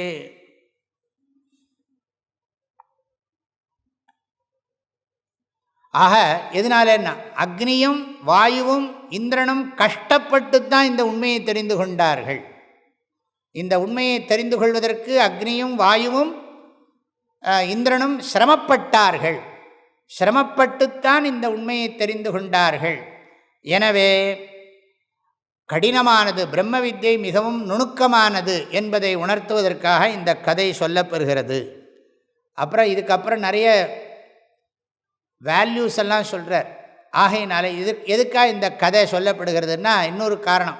எதுக்காக இந்த கண்டினியூவேஷன் இந்த கேனோபனிஷத்தில் அப்படின்னு கேட்டால், இந்த தஸ்யை தபோதம கர்மேதி பிரதிஷ்டாவே தாஸ் சர்வாங்கானி சத்தியமாயத்தனம் அப்படின்னு பின்னால் சொல்ல போகிறார். இந்த உண்மையை தெரிஞ்சுக்கணும்னா நமக்கு சில நல்ல குணங்கள் அடிப்படையாக இருந்தாகணுங்கிறத உணர்த்துறதுக்காக இனி வரும் பகுதி தொடங்கப்படுகிறது அப்படிங்கிறார். வக்ஷியமான உபனிஷத் விதி பரம் வா. உபனிஷத்தை கேட்கறதுக்கு சில விதிகள் இருக்குது. அப்போ தான் அந்த ஞானம் வரும். வந்ததுன்னா ஞானம் பலனை கொடுக்கும். நமக்கு ரெண்டு வேணும். நம்ம டீச்சிங் புரியணும். முதல்ல புரிஞ்சால் போராது, புரிஞ்சது பிரயோஜனத்தை கொடுக்கணும். சக வீரியம் கரவாவகை இல்லை, சகனாவவத்து சகனௌ புனக்து. ரெண்டுக்கும் அர்த்தம் என்ன? சகனாவவத்து சகனௌ புனக்துன்னா, அந்த பரமேஸ்வரன் நமக்கு ஞானத்தை கொடுத்து காப்பாற்றட்டும், ஞானத்தோட பிரயோஜனத்தை கொடுத்து காப்பாற்றட்டும். சகனௌ புனக்துன்னு சொன்னால் ஞானத்தோட பிரயோஜனத்தை கொடுத்து காப்பாற்றட்டும்னு அர்த்தம். சகனாவவத்துன்னா ஞானத்தை கொடுத்து காப்பாற்றட்டும்னு அர்த்தம். காப்பாற்றுறதுன்னா என்ன அர்த்தம்? இந்த சம்சாரத்திலேருந்து விடுவிக்கிறது. ஞானத்தை கொடுத்து ஜீவனாகிய என்னை பாதுகாக்க வேண்டும். அகம் பிரம்மாஸ்மிங்கிற ஞானத்தை கொடுத்து இந்த சம்சாரத்திலிருந்து விடுவிக்க வேண்டும். அந்த அர்த்தத்தில் சொல்லியிருக்கு. சம்சாரம் என்னை பாதிக்காமல் பாதுகாக்கணும். அதே மாதிரி எனக்கு அந்த ஞானத்தோட பிரயோஜனத்தை நான் அனுபவிக்கணும். ஞானம் இருக்குது, ஞானத்தோட பலன் இல்லைன்னா அப்புறம் பிரயோஜனம் இல்லையே. இல்லை, சகனௌ புனக்து. ஆக சஹா பரமேஸ்வரா ஞானப்பிரதானேன பாலயத்து அவது. சஹா பரமேஸ்வரா ஞானபலப்பிரதானேன அவது பாலயத்து. அப்புறம் அடுத்தது, ஆக இறைவனை அறியாமல் நமக்கு இருக்கக்கூடிய இந்த அபிமானம் இருக்கே, இதெல்லாம் ஒரு போலித்தனமானது என்பதை உணர்த்துவதற்காகவே இந்த கதை கூறப்படுகிறதுங்கிறார். பிரம்ம வித்யா வத்திரேகேண பிராணினாம் கர்த்திருவ போக்திருத்வாதி அபிமான மித்யா இதி ஏதத் தரிசனார்த்தம் வா ஆக்கியாயிகா. நம்மக்கிட்ட இருக்கே, நான் அதை பண்ணினேன், இதை பண்ணினேன், இதை பண்ண போகிறேன், இதெல்லாம் பண்ணினத்தினால எனக்கு இது கிடைச்சிது சொல்கிறோமே. இந்த கர்த்திருவம் போக்திருத்துவம் எல்லாம் அவன் தன்னை தானே புகழ்ந்துக்கிறான். நிறைய தன்னை பற்றி பெருமையாக நினச்சிக்கிறான். உனக்கு ஒரு பெருமையும் கிடையாது. கிருஷ்ணர் கீதையில் சொல்கிறார், எங்கெல்லாம் பெருமை இருக்கோ அதெல்லாம் என்னோடதுன்னு விடுறார். எத்யத் விபூதி மத் சத்வம் ஸ்ரீமத் ஊர்ஜிதமேவா தத்த தேவாவகச்சத்வம் மம தேஜோம்ச சம்பவம். ஆகையினால எதையும் நம்மளதுன்னு கிளைம் பண்ணிக்க முடியாது. சும்மா புகழ்ந்துக்க வேண்டியதான், ஒருத்தருக்கு ஒருத்தர் இது பண்ணிக்க வேண்டியதான். ஆக இந்த அபிமானமெல்லாம் நிற்காத அபிமானம், நிலையில்லாத அபிமானம். நான் அதை பண்ணினேன் இதை பண்ணினேங்கிறதெல்லாம் விவகார உலகத்துக்கு வேணால் அந்த எந்தூசியாசம் தேவைப்படலாம். ஆனால் ஆத்மாவுக்கு மோட்சத்துக்கு அது உபயோகம் இல்லை, ஆத்ம சாந்திக்கு அது பிரயோஜனப்படாது. ஆக இதை நிரூபிக்கிறதுக்காகன்னு இது பதபாஷ்யத்தில் இருக்கிற விஷயம். அதாவது இன்னொன்று என்ன சொல்கிறாருன்னா, பிரம்மத்தை தெரிந்து கொள்வதில் நம்முடைய முயற்சி மிகவும் அதிகமாக இருக்க வேண்டும் என்பதை உணர்த்துவதற்காக இந்த கதை. துர்விஜ்ஞேயதா புக்தி எத்தனை ஆதிக்கியார்த்தா, முயற்சி அதிகமாக இருக்க வேண்டும் வாழ்க்கையில். பணம் சம்பாதிக்கிறதுக்கு முயற்சி, உலக சுகத்தை அனுபவிக்கிறதுக்கெல்லாம் முயற்சியெல்லாம் இருந்தால் போகிற ஒரு வயசுக்கு அப்புறம் அதையும் விடணும். கடைசி வரைக்கும் இதே முயற்சியில் இருந்தால் அப்புறம் ஜென்மா காணாமல் போயிடுமே, மறுபடியும் கிடைக்காதே. ஏதோ பண்ணி சம்பாதிச்சாச்சு, இப்படிலாம் சத் விஷயத்துங்களை கேட்டுட்டு ஆனந்தமாக இருக்க வேண்டாமோ, இருந்தாலும் மனசு அதிலேயே தான் போகும். ஆக முயற்சி அதிகமாக தேவை என்பதை நிரூபிப்பதற்காக இந்த பகுதி. அதனால் முயற்சிக்காக. அப்புறம் அடுத்தது பண்புகளை உணர்த்துவதற்காக. ஏற்கனவே பார்த்துட்டோம் இதை, பண்புகளை உணர்த்துவதற்காக. விருப்பு வெறுப்பு, லைக்ஸ் அண்ட் டிஸ்லைக்ஸ் நிறைய இருக்கிறவனுக்கு இந்த பிரம்மஞானம் கிடைக்காது. அப்படி சொல்கிறார். நகி சமாதி சாதன ரஹிதஸ்ய அபிமான ராகத்வேஷாதி யுக்தஸ்ய பிரம்ம விஜானே சாமர்த்தியம் அஸ்தி. பிரம்ம விஜானத்தில் அவனுக்கு ரொம்ப அங்கே நிறைய விருப்பு வெறுப்பு சுமந்துன்னு இருக்கிறவனுக்கு, ரொம்ப அபிமானம் இருக்கிறவனுக்கு வேதாந்தமெல்லாம் புரியாது. ஆகவே அவனுக்கு அதை புரிய வைக்கிறதுக்கு நம்முடைய லிமிட்டேஷன்ஸ் புரியணும். அப்போத்தான் நம்ம என்ன பண்ணுவோம்னா நமக்கு பணிவு வரும். பணிவு எங்கே இருக்கோ அங்கே தான் ஞானம் நன்றாக நிரம்பும். பாருங்கள், பள்ளமாக இருந்தால் ஜலம் ஜலம் இப்போ ஆத்தங்கரையில் போயின்னு இருக்கு. இந்த போயின்னு இருக்கிற ஜலம் எங்கே ரொம்ப பள்ளமாக இருக்கோ அங்கே நிறைய தேங்கும். பள்ளம் இல்லாத இடத்துல அப்படியே மேலே ஓடி போயிடும். அது மாதிரி இது உதாரணத்துக்கு, எப்போ நம்ம ரொம்ப பணிவாக இருக்கோமோ அப்போ ஞானம் நிரம்பும்னு அர்த்தம். பணிவான குணம் இருக்கிற இடத்துல தான் ஞானம் நிரம்பும். இந்திரனையும் அக்னியையும் பணிவாக்கினார் இறைவன், பணிவுடையவர்களாக ஆக்கினார். அப்போ தான் அவர்களுக்கு அந்த ஞானம் கிடைத்தது. அந்த அர்த்தத்திலையும் சொல்லியிருக்கு. ஆக அவங்களுக்கு ரொம்ப கர்வம் இருக்கிற போது ஞானம் கிடைக்கல, கர்வத்தை விட்டதுக்கு அப்புறம் தான் ஞானம் கிடைச்சிது. அக்னிக்கும் வாயுவுக்கும் இந்திரனுக்கும் இருந்த கர்வம் போன உடனே நமக்கு மேலே ஒன்று இருக்குது, நம்ம கொஞ்சம் அடைஞ்ச உடனே நமக்கு இவ்வளோ கர்வம் கூடாது, இந்த மானித்துவம் கூடாது, இந்த தற்பெருமை கூடாது என்பதை உணர்த்துவதற்காக இந்த பகுதி. அப்புறம் இன்னொன்று, இதில் உபாசனை சொல்லப்படுது. அத்தியாத்ம அதிதெய்வத்தை அதிபூத உபாசனை இருக்குது. அதனால் சகுண உபாசனைக்காக, சகுண உபாசனை துவைத்த உபாசனை பண்ணினவனுக்கு தான் அத்வைத ஞானம் சித்திக்கும். ஆகவே துவைத்த உபாசனை பண்ணு, புரியலைன்னா துவைத்த உபாசனை பண்ணு அப்படிங்கிறத புரிய வைக்கிறதுக்காக. ஆக இந்த காரணங்களோட இந்த உபனிஷத்தை நாம் படிக்க போகிறோம். நான் இந்த மந்திரத்தை முதல்ல படித்த அர்த்தம் சொல்கிறேன், அதுக்கப்புறம் படிப்போம், மற்றதெல்லாம் படிப்போம். போலித்தனமான அபிமானத்தை தேவர்கள் அடைந்தார்கள். ஆனால் அதை அவன் உண்மைன்னு நினச்சிட்டான். அது நமக்கு வெளியிலேருந்து பார்க்குறவனுக்கு தானே தெரியும். ஒருத்தன் ரொம்ப கர்வமாக இருந்தான்னா நமக்கு தான் தெரியும், ஓவராக கர்வப்படுறான்ப்பா, அளவுக்கு மீறி கர்வம் வந்திருக்கு, பகவான் என்ன பண்ணுவாரோ தெரியலையே. இது மற்றவனுக்கு வரதை விட நமக்கு வராமல் பார்த்துக்கணும். ஏன்னா இன்னொருத்தரை நம்மளால் சரி பண்ண முடியாது, தேவையும் இல்லை, அது நம்ம வேலையும் இல்லை. நமக்கு எந்த காரணத்தை கொண்டும் கர்வம் வந்துவிடக்கூடாது. மா குரு தனஜன யவ்வன கர்வம் ஹரதி நிமேஷாத் கால சர்வம் மாயாமயமிதம் அகிலம் புத்வா பிரம்மபதம் த்வம் பிரவிஷ விதித்வா பஜ கோவிந்தம் சொல்லியிருக்கு.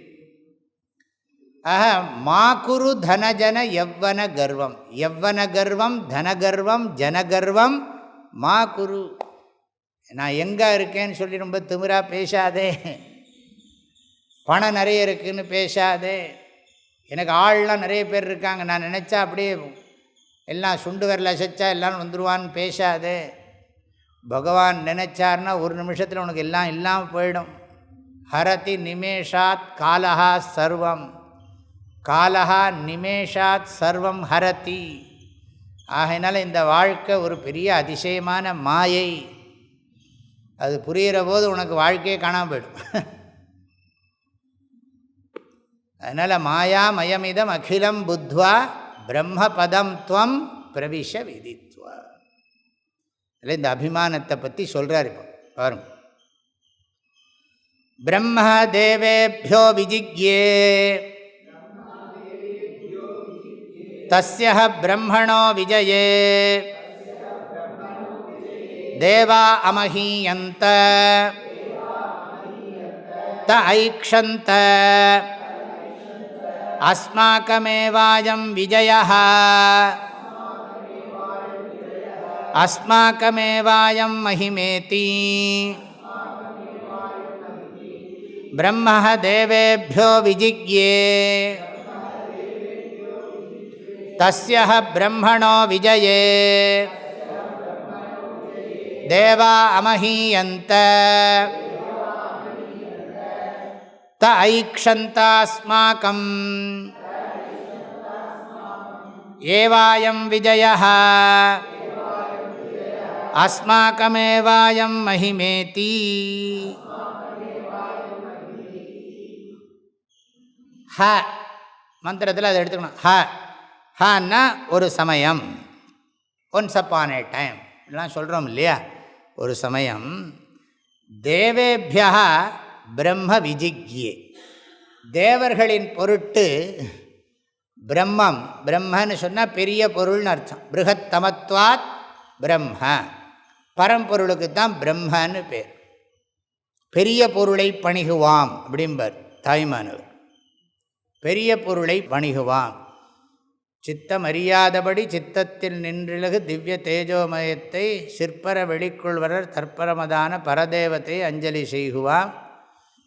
அத்வைத வஸ்துவை சொற்பிரகாசத்தனியை அருமறைகள் முரசறியவே அறிவினுக்கு அறிவான ஆதியை அநாதி ஏக தத்துவ ஸ்வரூபத்தை மதசம்மதம் பெறா சாலம்பரகிதமான சாஸ்வத புஷ்கல நிராலம்ப சாந்தபத வியோம நிலையை நித்த நிர்மல சகித நிஷ்பிரபஞ்ச பொருளை தடஸ்தமாய் நின்றொளிர் நிரஞ்சன நிராமயத்தை சித்தமறியாதபடி சித்தத்தில் நின்றிலகு திவ்ய தேஜோமயத்தை ஊரனந்தம் பெற்ற பேரனந்தம் ஆதலால் ஞான சிச்சக்தியால் உணர்ந்து காரணந்தம் கோடி வருஷித்தது என அன்பர் கண்ணும் விண்ணும் தேக்கவே கருதறிய ஆனந்த மழை பொழியும் முகிலை நம் கடவுளை துரிய வடிவை பேரனந்தம் பேசி மறையனந்தம் சொல்லும் பெரிய மௌனத்தின் வைப்பை பேசரும் அனந்தபத ஞான ஆனந்தமாம் பெரிய பொருளை பணிகுவாம்.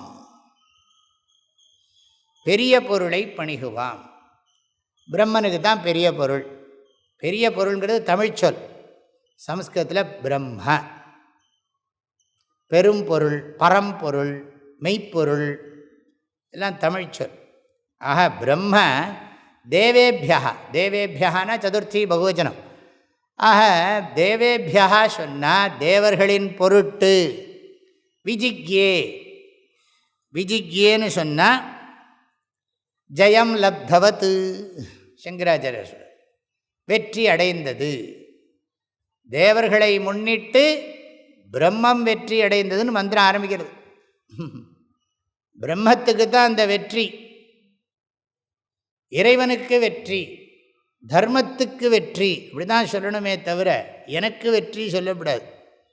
நம்ம ஏதாவது தர்ம யுத்தம் பண்ணினோமானா தர்மத்துக்கு வெற்றி, தர்மஹி ஜெய்ஹோ, இப்படி தான் சொல்லணும். தேவேபியா விஜிக்யே, தேவேபியா பிரம்ம விஜிக்யே. பிரம்ம விஜிக்யேன்னு சொன்னால் ஜெயம் லப்தவத், வெற்றியை அடைந்தது. தேவர்களின் பொருட்டு மெய்ப்பொருள் இறைவன் சிம்பிளாக போட்டுங்க, கடவுள் வெற்றி அடைந்தார். தேவர்களை முன்னிட்டு கொண்டு கடவுள் வெற்றி அடைந்தார், ஃபுல் ஸ்டாப். ஆனால் அடுத்தது என்னென்னா, தஸ்ய பிரம்மணா விஜயே தேவா அமஹீயந்த. அந்த பிரம்மத்தினுடைய வெற்றியில், கடவுளுடைய வெற்றியில் தேவர்கள் மகிமை வாய்ந்தவர்கள் ஆனார்கள், போற்றத்தக்கவர்கள் ஆனார்கள். தேவாக அமஹீயந்த. ஈஸ்வரன் என்ன பண்ணாராம், அவர்கள் அந்த கர்மாவை பண்ணும்படி தூண்டி அவர்களுக்கு அனுகிரகம் பண்ணினாராம். அந்த பலனையும் அவர்கள் அனுபவிக்கிறதுக்கு விட்டுவிட்டார். ஆக எல்லாருக்கும் அவரவர்களுக்கு சாமர்த்தியம் இருக்குது. இதெல்லாம் நம்ம கீதையில் பார்த்துருக்கோம். நிமித்த மாத்திரம் பவசவ்யசா சின்ன. கீதையில் பகவான் சொல்கிறார் அர்ஜுனங்கிட்ட, மயை வைத்தே நிகதா பூர்வமேவ. இந்த பீஷ்மர் துரோணர்லாம் நான் கொன்னாச்சுங்கிற, ஏற்கனவே கொன்று விட்டேன், நீ ஒரு பேருக்கு நிமித்த மாத்திரமாக இரு அப்படிங்கிறார். அந்த இடத்துல நம்ம நிறைய விசாரம் பண்ணியிருக்கோம். அப்போ நம்ம இப்போ இந்த இடத்துல ரொம்ப குழப்பமெல்லாம் வரும். இல்லாட்டால் நான் இப்போ குழப்பத்தை உண்டு பண்ண போகிறேன். இப்போ எல்லாமே பகவான் பண்ணுறாருன்னா சனி தசை யாருக்கு போகணும்?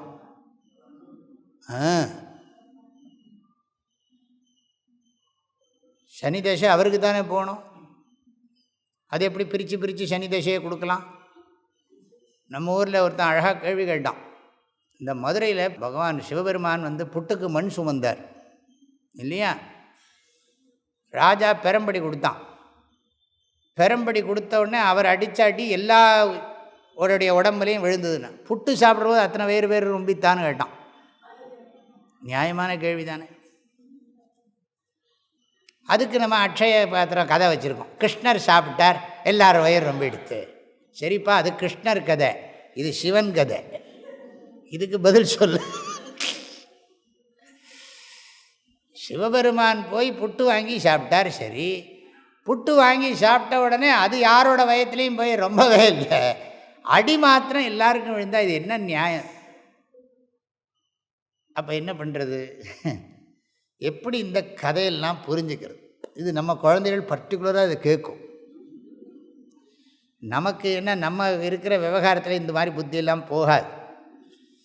ஆகையினால நம்ம எது சொன்னாலும் சரி சரின்னு மண்டே ஆட்டுன்னு விபூதி வச்சுன்னு போயிட்டே இருப்போம். இந்த குழந்தைகள்லாம் கேட்டுரும். சரி, இதுக்கு என்னங்க பதில் அப்படின்னா என்ன சொல்கிறதுன்னு, அது அந்த தாத்பரியத்தை சொல்கிறதுக்காகத்தான் வச்சுருக்கே தவிர, அது ரொம்பவும் டீப்பாக போனோம்னா அதுக்கெல்லாம் மீனிங்லாம் சொல்ல முடியாது தான். சமாதானம் சொல்கிறது கஷ்டம். இப்போ சமாதானம் சொல்கிறதுக்கு 1000 குழப்பம். இந்த குழப்பத்தை தீர்க்கிறதுக்கு இன்னும் 3 குழப்பத்தை உண்டு பண்ணி அப்புறம் இந்த குழப்பத்தை, இதுக்கு அந்த குழப்பமே பரவாயில்லன்னு நம்ம போகணும். அதாவது ஒரு குழப்பமாக கேள்வி கேட்டால் நாம் 4 குழப்ப கேள்வி அவனுக்கு கேட்குறது. அப்படி குழப்ப கேள்வி அவன் கேட்ட உடனே இந்த குழப்பம் அவனுக்கு மறந்து போயிடும். இப்படித்தான் நம்ம டிவியில் வாதங்கள்லாம் நடந்துட்டுருக்கு. அவனுக்கு மறந்து போயிடும். மறந்து போனதுக்கப்புறம் ஒரிஜினலாக எங்கே ஸ்டார்ட் பண்ணோன்னு தெரியாது. அதுக்குள்ளே பசிக்கும். சரி, அப்புறம் பார்த்துக்கலான்னு போயிடும். முடிஞ்சு போயிடுது. இப்போ நிமித்த மாத்திரம் பவசவ்ய சாட்சின்னு அங்கே சொன்ன மாதிரி இங்கேயும் நம்ம கொஞ்சம் கவனமாக புரிஞ்சுக்கணும். முதல்ல இந்த மாதிரி கேள்வி கேட்டாலே இந்த கதையிலேருந்து நம்ம தப்பிச்சிடணும். இந்த கேள்வி வர்றதுக்கு தான் நம்ம எதிர்பார்த்துட்டுருக்கோம். இந்த கேள்வி கேட்குறதே உனக்கு சம்ஸ்காரம் இருக்குதுன்னு காட்டுறது. எப்போ நீ இந்த கேள்வி கேட்க ஆரம்பிச்சிட்டியோ அப்போவே இந்த கேள்விக்கு பதிலாக நாங்கள் வேறு ஆங்கிள்லேருந்து பதில் சொல்ல ஆரம்பிப்போம். ஏன்னா சாஸ்திரம் நம்மளை பக்குவப்படுத்தி தான் கொண்டு போகிறது. நமக்கு ரேஷனல் திங்கிங்கும் முக்கியம், சில அடிப்படை விஷயங்களை விசாரம் பண்ணி புரிஞ்சுக்கிறதும், அதனுடைய உண்மையை நம்ம அதோட கோணத்தில் போய் புரிஞ்சுக்கிறதும் முக்கியம். இந்த மந்திரத்தில் இப்போ என்ன பார்த்துருக்கோம்னா, தேவர்களின் பொருட்டு இறைவன் வெற்றி கண்டார். அந்த வெற்றியின், அந்த இறைவனுடைய வெற்றியில் தேவர்கள் மகிமை பொருந்தியவர்களாக ஆனார்கள், கௌரவிக்கப்பட்டார்கள், போற்றப்பட்டார்கள், புகழப்பட்டார்கள். ஆனால் அவர்களுக்கு இந்த உண்மை தெரியவில்லை. யாருக்கு? இந்த தேவர்களுக்கு உண்மை தெரியவில்லை. இறைவனுடைய அருளால் தான் நாம் வெற்றி கண்டோம் என்பதை இவர்கள் அறியவில்லை. என்ன பண்ணுகிறார்கள்? ஐக்ஷந்த, அவர்கள் கருதினார்கள். இந்த இடத்துல ஐக்ஷந்தன்னா பார்த்தார்கள். பார்த்தார்கள்னா கருதினார்கள். அவன் பார்த்தான் அப்படின்னா என்ன அர்த்தம்? பார்த்தானா அவன் யோசிச்சான்னு அர்த்தம். யோசிச்சு பார்த்தான் எப்படி என்ன மாதிரி சமாளிக்கலான்னு. ஐக்ஷந்தர் அது என்ன சொல்ற? அஸ்மாக்கமேவா அயம் விஜயா, அஸ்மாக்கமேவா அயம் மகிமா இதி ஐக்ஷந்த.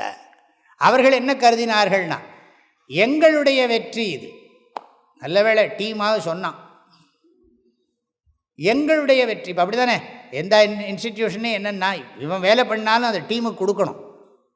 கொடுக்கலன்னு சொன்னால் நான் என்ன சொல்லாங்க எங்கள் டீம் அப்படி சொல்லிக்கணும். இப்போ கார்பரேட்டில் எல்லாத்துலேயும் அப்படி சொல்லிகிட்டு இருக்காள். எல்லோரும் சொல்கிற உண்மைதான். இவன் தான் படாபாடு பட்டிருப்பான், பக்கத்தில் யாரும் வந்திருக்க மாட்டாங்க.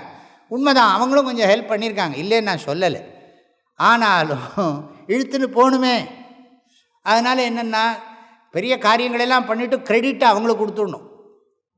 தப்பெல்லாம் நான் வாங்கிக்கணும். அதுதானே இப்போ இருக்கிற, அதுக்கு தான் தலைமை பண்பு, அதுதான் லீடர்ஷிப் குவாலிட்டி. வேலையெல்லாம் எடுத்து இறங்கி வேலையெல்லாம் நல்லா நம்ம பண்ணணும். பண்ணிவிட்டு அதனுடைய சக்ஸஸ் எல்லாம் தங்கூட வேலை செய்கிறவங்களுக்கு டிஸ்ட்ரிபியூட் பண்ணிடணும். ஆனால் அதில் ஏதாவது தப்பெல்லாம் இருந்ததுன்னு சொன்னால் அதுக்கு நான் தான் பொறுப்புன்னு எடுத்துட்டு அதை சரி பண்ணிட்டுருக்கணும். அப்படி இருந்தால் தான் ஒரு இன்ஸ்டிடியூஷனை ப்ராப்பராக ரன் பண்ண முடியும். Any organisation, institution. நான் இதை வச்சு இந்த கருத்தை சொல்லியிருக்கேன். ஆக இவங்க என்ன நினைத்து கொண்டார்கள்னா நமக்கு மேலே ஒருத்தனும் கிடையாது, எல்லாம் நம்மளுடைய இதுதான், எல்லாம் நம்ம சாமர்த்தியம்தான், எங்கள் சாமர்த்தியம் எங்கள் திறமையினால தான் நாங்கள் ஜெயித்தோம். இப்போ நம்ம இதை வேணால் எப்படி வேணாலும் எக்ஸ்டெண்ட் பண்ணலாம், கதையெல்லாம் விடலாம். அவங்களுக்கு சாயங்காலம் ஒரு பார்ட்டி கொடுக்க ஆரம்பித்தாங்க. இந்த பார்ட்டியில் ஒருத்தனும் அவன் சொல்ல ஆரம்பிச்சிட்டான், நான் என்ன பண்ணேன்னு தெரியுமா, அவன் எப்படி வந்தான் தெரியுமா, இவன் எப்படி பண்ணான். சண்டை போடுறதுக்கு வர்ணனை பண்ணலாமே. இப்போ பாகிஸ்தான் இந்த ஒரு நாட்டுக்கும் இன்னொரு நாட்டுக்கும் சண்டை நடக்கிறச்ச எப்படியெல்லாம் இந்த சோல்ஜர் எதிர்த்தான், எப்படிலாம் இந்த கமாண்டர் சொன்னார் அப்படிங்கிறதெல்லாம் எக்ஸ்பிளைன் பண்ணலாம், நல்லா தானே இருக்கும். அது மாதிரி அதெல்லாம் டீட்டெயிலாக நம்ம போகலை. இங்கே உபனிஷத்துக்கு இதுலெல்லாம் டீட்டெயிலை சொல்கிறதுக்கு இல்லை, அதெல்லாம் புராணத்தோட வேலை. இங்கே சிம்பிளாக சொல்லிடுது. இறைவன் தேவர்களின் பொருட்டு இறைவன் வெற்றி அடைந்தார். சொல்கிற போது அப்படி தான் சொல்கிறது. அந்த வெற்றி இறைவனுக்குரியது. ஆனால் இறைவனுடைய வெற்றியில் தேவர்கள் மகிழ்ச்சி அடைந்தார்கள். அவர்கள் கருதினார்கள் எங்களுடைய திறமையால் தான் எங்களுக்கு இந்த வெற்றி கிடைத்தது, எங்களுடைய திறமையால் தான் எங்களுக்குத்தான் இந்த மகிமை அப்படின்னு பகவானுக்கு அதை சமர்ப்பணம் பண்ண வேண்டாமோ? எல்லாம் பகவானோட அனுகிரகத்தினால நடந்தது. அதனால் பகவானே உன்னுடைய அனுகிரகம் இல்லைன்னா இந்த அசுர பயல் ஜெயிக்க முடியுமா அப்படின்னு சொல்லி அவரெல்லவோ நமஸ்காரம் பண்ணணும். ஆனால் அந்த கிரெடிட்டை தங்களுக்கே எடுத்துக்கொண்டார்கள். இப்போ பார்த்தார் பகவான், இவங்களுக்கு ஒரு டீச் பண்ணி ஆகணும். இவங்களுக்கு இவன் பெரிய லெவலில் இருக்கிறவனுக்கே இப்படி கர்வம் வந்ததுன்னா இன்னும் கீழே இருக்கிறவனுக்கெல்லாம் எவ்வளவு கர்வம் வரும். அதனால் இவர்களுக்கு ஒரு பாடம் சொல்லி கொடுக்கணும் அப்படின்னு பகவான் திட்டம் போட்டார். என்ன பண்ணினாருங்கிறத சாயங்காலம் பார்ப்போம். ஓம் ஆப்யாயந்து மமாங்கானி வாக் பிராணச்சக்ஷுஸ்ரோத்ரம் அதோ பலமிந்திரியாணி ச சர்வாணி சர்வம் பிரம்ம உபனிஷதம் மாஹம் பிரம்ம நிராகுர்யாம் மாமா பிரம்ம நிராகரோத் அநிராகரணமஸ்த்வநிராகரணம் மே அஸ்து ததாத்மனி நிரதேய உபனிஷத்சு தர்மாஸ்தே மயி சந்து தே மயி சந்து. ஓம் சாந்தி ஷாந்தி ஷாந்தி. ஐயனே எனதுள்ளே நின்று அனந்த ஜன்மங்களாண்ட மெய்யனே உபதேசிக்க வெளிவந்த குருவே போற்றி. உய்யவே முக்தி நல்கும் உதவிக்கோர் உதவினாயேன். செய்யுமாறொன்றும் காணேன் திருவடி போற்றி போற்றி. மூர்த்தியெல்லாம் வாழி எங்கள் மோன குருவாழி. அருள் வார்த்தை என்றும் வாழி அன்பர் வாழி பராபரமே. ஓம் சாந்தி ஷாந்தி ஷாந்தி. ஹரி ஓம். ஆதிகுருநாத ஸ்வாமிக்கு